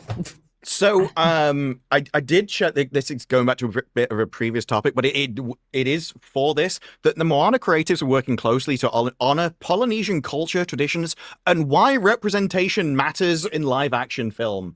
And it does go on. I don't know whether I can find it in the thing. To ensure the representation was done with respect to authenticity, countless artisans, consultants, experts, advisors, and department heads worked closely with the Cultural Trust. They had various different doctors on board talking about cultural backgrounds to create a movement that felt unique and authentic with traditional dances from the area, traditional moves, various different people. If it wasn't that we were looking for one specialized form of island, it was to incorporate things from all of the islands and fuse it together. This is pissing Moana. And they thought, no, representation matters. And the moment it comes to Greek culture, who cares, right? They could just put someone else in there. They're not consistent, and so it means they don't believe it. Do you remember when they, I think it was in the Acolyte, they had hired consultants on how to sing certain types of music within that witch cult? Did they? I think they should have got fired. Yeah. If that was the consulted part, Like, I would have thought that was the people. Like, we got some homeless people on meth to tell us what to do. Then I would have been like, okay, that makes sense. Oh, I think it was the Acolyte. I could be wrong. I just remember hearing that. I was like, they spent money on this. That's crazy. That is crazy. Anyways. But yeah, sorry, Wicked. That's the only Odyssey links that I have. It was just that one fit with the English. Let's go to something silly. We don't need to finish that interview. We lost a little brain cells. Well, you can. There's a bit from Nolan next, which is cultural prejudice. Okay, so we have more brain cells to lose still. Yes. Here it is. Sorry, I accidentally exited out, but good thing it was one of the first clips we had. Okay. Here we go. Sorry. There we go. What's the thinking behind that? Because I wouldn't have even said father back in the day, would I? I would have been in Greek, so it's no less correct. People bring, when you look at this world, when you look at the ancient world, people tend to view it in weird ways. There's a lot of cultural prejudice. There's a lot of they're sort of elevating it because it's old, whatever it is. When you go to with that, what you find is something that's really what he's saying is that people think of old things as good and worth keeping, whereas I don't. Like, I think I can just come in and destroy them because it doesn't matter because it's old. It's like, you really value this because it's old, whereas I think that's weird. You just got cultural prejudice is now holding things in high regard, which is interesting. That's ridiculous. That's ridiculous. That's an interesting way to put it, that you just wanted to take a story and change it to your liking instead of just, I don't know, maybe writing something new. If he's saying that your issue is that you elevate it because it's old, the only conclusion for that is that he doesn't elevate it.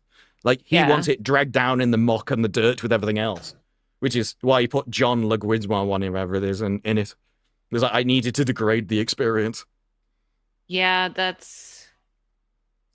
Also, cultural prejudice just means people have an idea of what this culture is like in their head, even if it's wrong. But I do think you should probably play into that, because if everyone thinks ancient Greece looks a certain way, just give it to them. That's what they're expecting. That's what they want. Just please the audience. Stupid. I love how we're only 30 seconds in and we're like, this is so stupid. We haven't even gotten a minute through yet. Oh, there was a different clip where he's talking about immigration. Well, the interviewer starts talking about immigration. It's very strange. In this one or no? No, it's a different one. Oh. And grounded and accessible. And so for me, in building the world of the film, what I talk to all the actors about is like, I want to center it on that and make it feel very fresh for modern audiences, and do away with some of those assumptions that aren't based on anything logical. They're just, as I say, cultural prejudices or things over time. So things not being based on anything logical, like Helen of Troy being from Africa. Like you can't play this card. You can't play the high and mighty, actually I'm grounding things in reality, and you're just deluded because you're an ignorant pleb, when you're the one that have made all the decisions which are objectively wrong and incorrect. And absolutely inconsistent, because it's like you want to have music that the Grecians would hear, Roman, whatever. Sorry, getting it wrong. But then you hire Travis Scott, and then who's going to be a narrator? And then it's come out that Christopher Nolan is going to write a rap. Wait, Travis Scott, like the one that was with the guy who at his music festival, loads of people died. Oh, he's not the one. Wait, was he the one that dated Kylie? I don't remember. I don't know. He's a rapper, right? Yeah. Okay. Yeah, he hired a rapper because it's close to being a poet. No, well, not Travis Scott. Like, one takes talent, the other's rap. Not Travis Scott. Listen, it's almost rap like is to music what twerking is to dancing. Like, you could have taken like an African hired story. Like Eminem, who had much more intricate raps than. Yes, he could hire a person of talent rather than a rapper of any description. It's like the rap music has been one of the greatest psyops in all of human history, that everyone has to go around pretending it's actually good and they like it. It's like, no, it is the most degraded form of music in all of human history. We can have, like, we've got classical music. If you want action movies, we have epic music. We don't have to degrade the experience so that people have to feel included. It's got nothing to do with the entire continent. Like, you can't go and go, well, actually, we're not going to use an orchestra because that would actually be too highbrow and talented. We're going to go back and use all these original instruments. By the way, I've got this rapper in. Mm-hmm. Yeah, that's quite the choice for this. A rapper for the like that. I don't even know how he got there. I don't think we understand Nolan like some people do. And it's funny because I've seen the Gunn Bros, I've seen the Snyder Bros, and I can't wait to see the Nolan Bros rationalize this. Yeah. We'll see. Should I continue this or I've seen a clip of Tenet, and I couldn't get through Tenet. I thought it was awful, and I don't know whether this has been like an edited clip or anything. But chat will probably know. Was rap music done as part of a scene in Tenet? Because that's what the clip was, and people. I think you've forgotten what Christopher Nolan is like, and they were showing this clip, and it was pissing awful. I don't know. I didn't watch it. Stylistically, aesthetically, people tend to look back to the Romantic era and art. A lot of the paintings where, people aren't wearing very much. They got a little bed sheet wrapped around them or whatever it is. I don't know where he's going with this. A lot this. of classical architecture. So he's saying that because you've seen people in Greece wearing robes and stuff, but that isn't actually what they wore. So people have this cultural prejudice where they have an image that didn't exist. But the thing is, what you've put on the screen isn't what they were doing either. Like, you think you can just go, well, you're wrong, therefore I can do whatever I want. No, yours is worse. They look better in robes. Because most people aren't history bros, there's like a gray area where people will accept things within a certain area because they just don't know any better. That's not where he's landed, though. He's like, I want everyone in t-shirts. Well, I bet you he thinks Anne Boleyn was actually black. What do you mean? I think he thinks history would have been better if she was. Probably. That wasn't the architecture of the Mycenaean period and things like that. So, we went back to what's in the archaeology. What does that tell us? And what gaps does that leave? What do we know about Homer's time? How were things portrayed in the earliest possible portrayals of that? And looking at how do you create a consistent and accessible world around that feels vital and credible and exciting to be in. Even Tom Holland looks like he's about to fall asleep. Well, he's probably watched a Nolan movie. Yeah, right before that, I was like, dang, what did I sign up for? I don't know about the Odyssey. I mean, it's like, besides like little things that it's just you kind of can't miss because it's like pop culture and just regular, you know what I mean? But I can't see myself being able to sit down and see this. Like, I think I would fall asleep.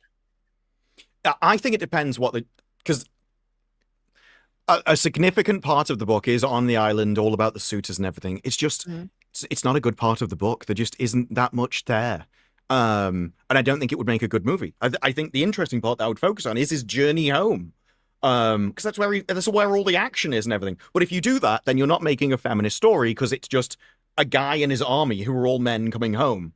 And so I have a feeling we're going to see so much of just her fending off her suitors. We're going to find two people arguing about it all the time.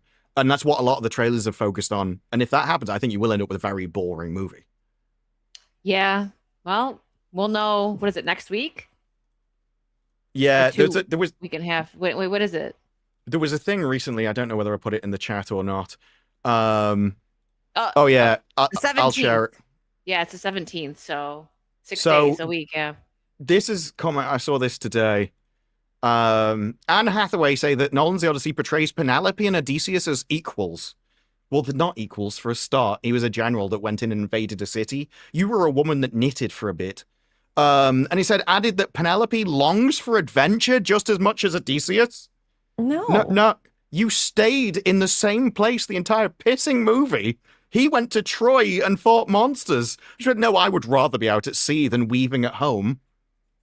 The entire story is you weaving and unweaving for 10 years. That was actually deemed to be like her virtue that she didn't give in to the suitors.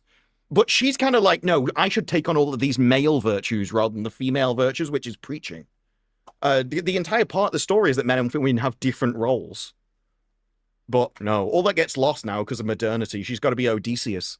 We're going to see her in like the Odyssey 2, where she gets to fight the Cyclops. You know what? Girl power, you do it. Go die. See how you like The it. soulmate robot. She's not going to die. It's going to be power. like Rings of Power. She's like, well, I defeated an ice troll in 6 seconds. Oh my god. And then boast about it for forever and then run ahead of Odysseus and be like, slow poke, go faster. I can do this. If I could do this, you can too. I hate that show so much. Oh my gosh. Well, on that note, let's catch up on supers, huh? Gary, thank you for the 5. Don't worry, Disparu. Wakanda will be real one day. All the inhabitants will have Chinese fathers and speak Mandarin. Oh, China's one-child policy. Yeah, I have heard that China is heading for like a civilizational time bomb at this point because they simultaneously mass modernized their country, which killed the birth rate. At the same time, they had a one-child policy. At the Which same also time, killed the birth rate. which had killed the birth rate at this, but it specifically killed the birth rate for the people that still wanted children. So a lot of people, because of modernization, the women didn't want children anyway. The ones that did could only have one, and So then they had to killed the girls too. They had a societal issue where because you can only have one, they specifically wanted a boy so they could pass on their name and their family lineage, and because they were more respected in society. And so everything like hit them at the same time. And there's been rumors for a while that China may be massaging the figures about their population numbers. So yeah, there could be issues. Don't trust China with that stuff. Besney, thank you for what is RSD 250? What is that? I don't remember. What currency is that? I don't know. I kind of want to say Robert Downey Jr., but it doesn't work. Robert Sad Downey. Yeah. Serbian. Oh, Serbian. Dinars or something Yeah, like that? Serbian dinar, yeah. Thank you. Good evening, ladies. Good evening, chat. Disparu. Sir, that was a drawing of Hercules. Aren't you sleepy? It's 3:14 over here. Bless your dedication. Disparu is not on UK time or American time. He's made up his own time called Disparu time. Ooh, time. He just sleeps whenever he wants. I'm not sure what drawing you refer. Like that's how. I can't even remember making a point about a drawing. That was funny. I started clicking through my tabs and I ended up back at the Tom Holland one. I'm like, surely you don't mean that. That was Hercules pole dancing, by the way. And thank you for another 100. Ouch! Straight out of the 90s puppet show.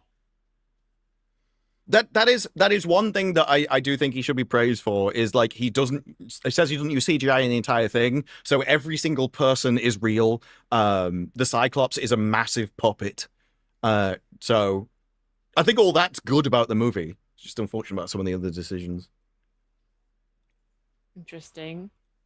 Dan Fitches for 2 says there was a mass shooting in Toronto. Oh, yes, I heard about it. Yeah. Oh, no, let's look into that.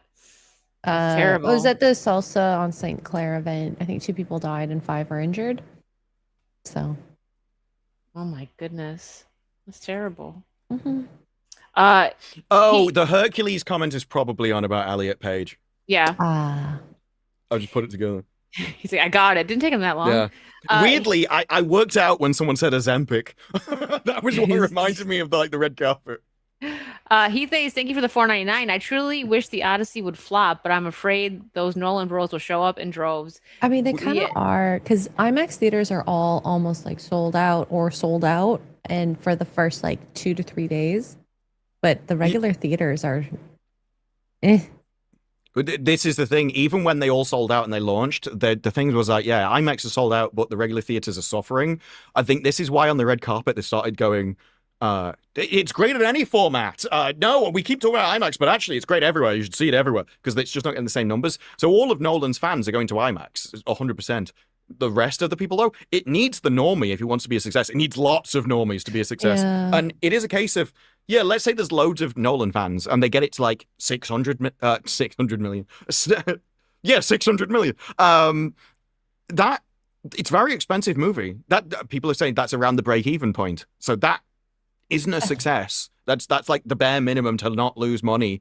You know what though? It's better than most movies are doing within its first week to 2 weeks, right? Like most movies aren't even making their like budget. I'm saying budget because they're not including marketing. I would be surprised if this made its budget back in the first, maybe in the first week. Yeah, I was thinking weekend. Because like what I've seen, the numbers were like 80 to 100 million in its first weekend. Like even if that's matched internationally, you're coming at 200. But in its first week, then it would definitely hit 250. Yeah. I think it could make it within the first week, as long as because I could. Well, I've only seen the first 3 days. Like I haven't looked into like the week after if the IMAX theaters are still like. I imagine the IMAX will be full for most of it, specifically because I think IMAX know their customers. And to give all the stuff to the Odyssey and not Spider-Man, they must have some kind of idea of the figures. Mm-hmm. Yeah. Ian, thank you for the 50 pounds. Anne Hathaway is the kind of woman that's beautiful when she's sitting across from you at the coffee shop shop table until she drops the word binary. Well, yeah. I mean, she's got two of them. Once you open your mouth, some of the women just not hot anymore. Yes. Or Bezzy, hotter. thank you for another 100. Yeah, it goes both ways. Disbrew, tell them about the return with, what is that? Fins. What is it? Fiends. It's, yeah, I don't know how to. It's the, I know the, I had to Google, I'm terrible with names. So, yeah, Ralph Fiennes. I don't know which one is the return. I don't. Here, I don't think I've seen the return. No. 2024 drama. Oh, No? expected expectations of Odysseus and Penelope. No, I've not seen this. Oh. All right. Looks like Maybe he's got to something to watch it. Yeah. John Thomas, thank you for being a member for 28 months. Oh God, that sounds awful. You know when I said the interesting bit of the Odyssey is like him returning home? The return is the bit that I said was the boring bit. It is literally where he returns at the island, finds his wife with the suitors, and the movie seems to be the entire just that section. Oh. It is. I don't know why anyone cares about that. Like the most interesting bit is the end of that, but all the forefront, it's just not much happens. Haro, Pirate Queen, Wicked, X-Ray Girl, How Late Am I? It won't, but I hope Odyssey tanks. Nolan is overrated and his Batman was lousy. Yeah, it probably won't, but it might have like a really good opening weekend, and then it's probably going to start to drop, right? Because the really big fans are going to go see it right away, and then if it is bad, then it's going to be one of those that where the word of mouth actually makes people like, oh, I'm just not going to see it, or I'll wait till it goes streaming. Yeah. That's what I think is going to happen. Brandon, thank you for the $4.99. Who's more attractive, physically, not personality? Zendaya or Millie Alcock? I don't think they're ugly, just miscast. I would say Zendaya's prettier. She's prettier, and she probably has a bit of a better personality than Millie. Like if you put them without makeup and with makeup, actually, both I would go off red Zendaya would carpet. both win. Yeah, going off red carpet, definitely Zendaya. She can get dolled up, and she can, she's can go a without model makeup too, and she still looks pretty. Yeah. Look, yeah, the issue with Millie Alcock is even when she's on the red carpet, she goes for this weird androgynous look. Yeah, right there. Even when Millie Alcock goes in, oh my God, just show me the picture. Even when she goes in a dress, it looks like somebody else put her in a dress against her will. Like she doesn't. She looks like she put on her big awkward. sister's dress. Yeah. Yeah, And and like the hair and everything, it looks really bad. The issue is because she has. It's the same as except she pulls it off. Is it Penny? Captain America's wife. I always forget the actress's name, but she has a very similar. Like she can have like a strong jawline, which isn't She can feminine. have a very masculine look if she wanted to. Yeah, so she has to go like hyper feminine to balance out her stronger features. It would be the same with Millie Alcock. Like you can't do this androgynous look when you have that face. People are sabotaging you. Well, look at her when Millie was in House of the Dragon. Like she looked like pretty. Maybe it was because they With put her in like dresses. a regal like attire, right? Because she was a princess. Yeah, and so just she could have gone in a simple black dress, and I probably would have liked that more than that frilly whatever that was. She went on like Jimmy Fallon in a male suit that didn't fit. It's like, what are you doing? Maybe She's her going into her and siblings' Elliot clothes. has the same stylist. Maybe. Andrew, thank you for the £2. No orchestra, but rap music. That makes sense. Yeah. A Christopher Nolan written rap. I mean, Can't wait for it's gonna it. be. Yeah. I'm sure I'll love it. I did actually look up a Travis Scott song. I played it for 4 seconds, wet myself laughing, You and that's lasted all 4 I. seconds. Wow. Yeah, That's it was Impressive. I never need to hear anymore. It is talentless trash. Benzie, thank you for another 100. No one lost touch with real life. Yes. And then another one. Thank you. They literally understood everything wrong. It's what it seems. So, I actually think that Christopher Nolan, because he brags about not being online and not having a mobile phone and stuff, I think it's hurt him because he's now literally in a bubble of just Hollywood, and he doesn't realize that that's not the world. People always say Twitter's not real life. Hollywood isn't. If he has no wider no wider interaction with just normal people. He's only surrounded by these woke lunatics, and so to him, well, of course she couldn't be white. Like, why would Helen Troy be white? What are you on about? She has to be African. Just the way it is. Yeah. Speed Force, thank you for the 199. I hope the movie flops. I don't think it will, but I understand why people feel that way because it's just. Yeah, I don't. We're apathetic, I think, at this point. I don't think it matters in the long term because we've already proven that these ideas kill movies. And so if people are like, well, Nolan's fans will save it. It's like, well, okay. Well, no one else has Nolan's fans. They don't like the stories. They don't like the messaging. And so any other movie that comes in the future, if Hollywood takes this as a sign that we can do this more, they'll flop. I'll make more videos. And they'll still look, but they'll just burn hundreds of millions more dollars. So I don't think there's a winning for them. Maybe Gunn, Snyder, and Nolan should make a movie together. Can you imagine? About farming. It sounds like a bad joke, like Gunn, Snyder, Nolan walk into a bar. It sounds like.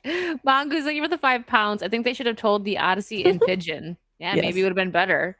Jason, thank you for the. I looked that up earlier. To see if there was something. No, I took a paragraph from the Odyssey and put it into the Pigeonator, and the language is too complex for the Pigeonator, and so part of it was in Pigeon, but the rest of it didn't have. Oh, kind of like our articles that we used to read.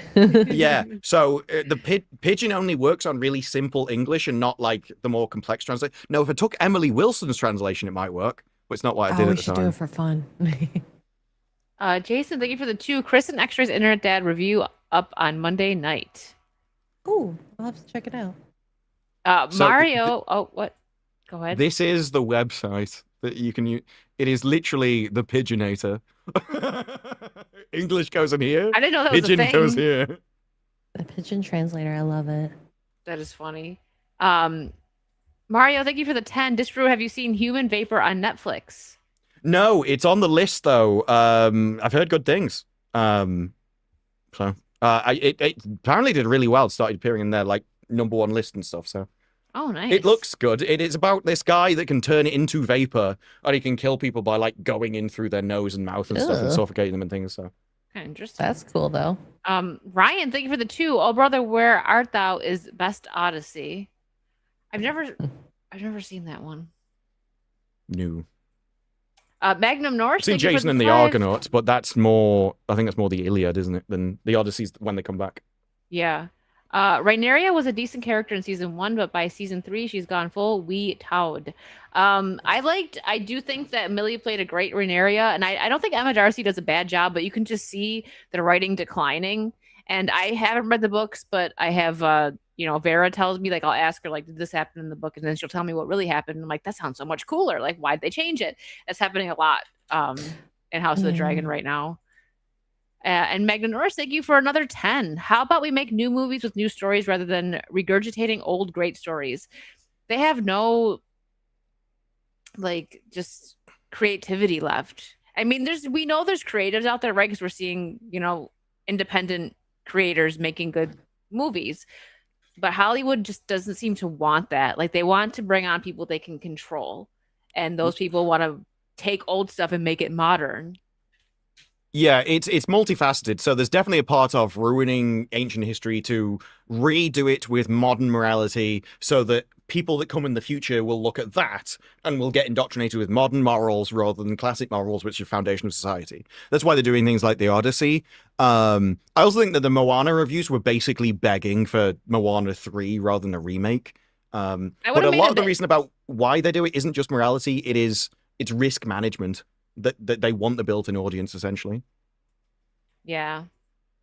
John Wayne, thank you for the 10. Listen, I'm extremely proud to say that I have never seen a Christopher Nolan movie in my life and don't have any plans to in the future. Not hyperbole, 100% true. Pretentious twat is what he is to me. He's done some good movies. I like Memento once, and then when you realize that if you put it in order, basically nothing to it. So that's more a gimmick. But I think Dark Knight isn't. Like, Dark Knight would be one of my favorite movies. So yeah, I've definitely liked some of his stuff. But at the same time, Tenet was pissing awful. Inception, it's visually stimulating, but I wouldn't class it as like one of my favorite movies or anything. I would never watch it again. Yeah.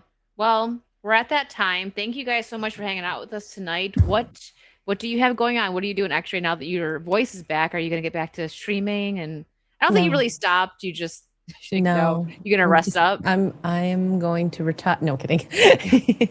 No, I am going to rest. My voice is overused right now. Yeah. So. Yeah. No. Rest up. Okay. What about you, Disprue? What do you have coming up? I had a Moana video going over the reviews and how it's kind of weird that people have been saying, I just want you to stick to the source material, and the moment someone does, they also hate that. So that was an interesting video. And then yeah, there's gonna be Odyssey videos. One about everything that's happened, which I would have to decide what goes in that because there's so much stuff with it happening. And also probably one replying to John Campier's really, really poor arguments about why all this should be allowed and why I don't think he's even part of the debate. That'll be a fun video. And real quick, Heath, thank you for the $4.99. Speaking of lack of creativity, there's a Jurassic Park series coming to Netflix. Yeah, I saw something on that, and I really don't have any interest. Yeah. And Alaska Mac, thank you for the 2. Thank you for no more ads interrupting live stream. No problem. I think I fixed, like, YouTube had something where there was just way too many of them. So I changed some stuff behind the scenes there. But I hope you guys... Ads and live streams don't work because they essentially make you miss content. Yeah, no, I know. That's why, like, it was like out of nowhere. I didn't change anything, and then out of nowhere, people were like, so many ads. And I'm like, what? So I went behind and looked, and I was like, okay, and I fixed it. Same with my gaming streams. I was like, I don't even have it on for it, but it's been fixed. Bessie, thank you for another 100. Good night, ladies. Go to sleep, D-man. Yeah, he's probably gonna game or something. Okay, I will. Yeah. I'll just be doing like the same stuff. We got Vera and Virtue on my channel on Wednesday. I'll be gaming during the week, and we'll see you on Saucy next week. Take care, everyone, and actually go say hi to Vera. She's gaming right now. So, yeah. Bye. Bye. So.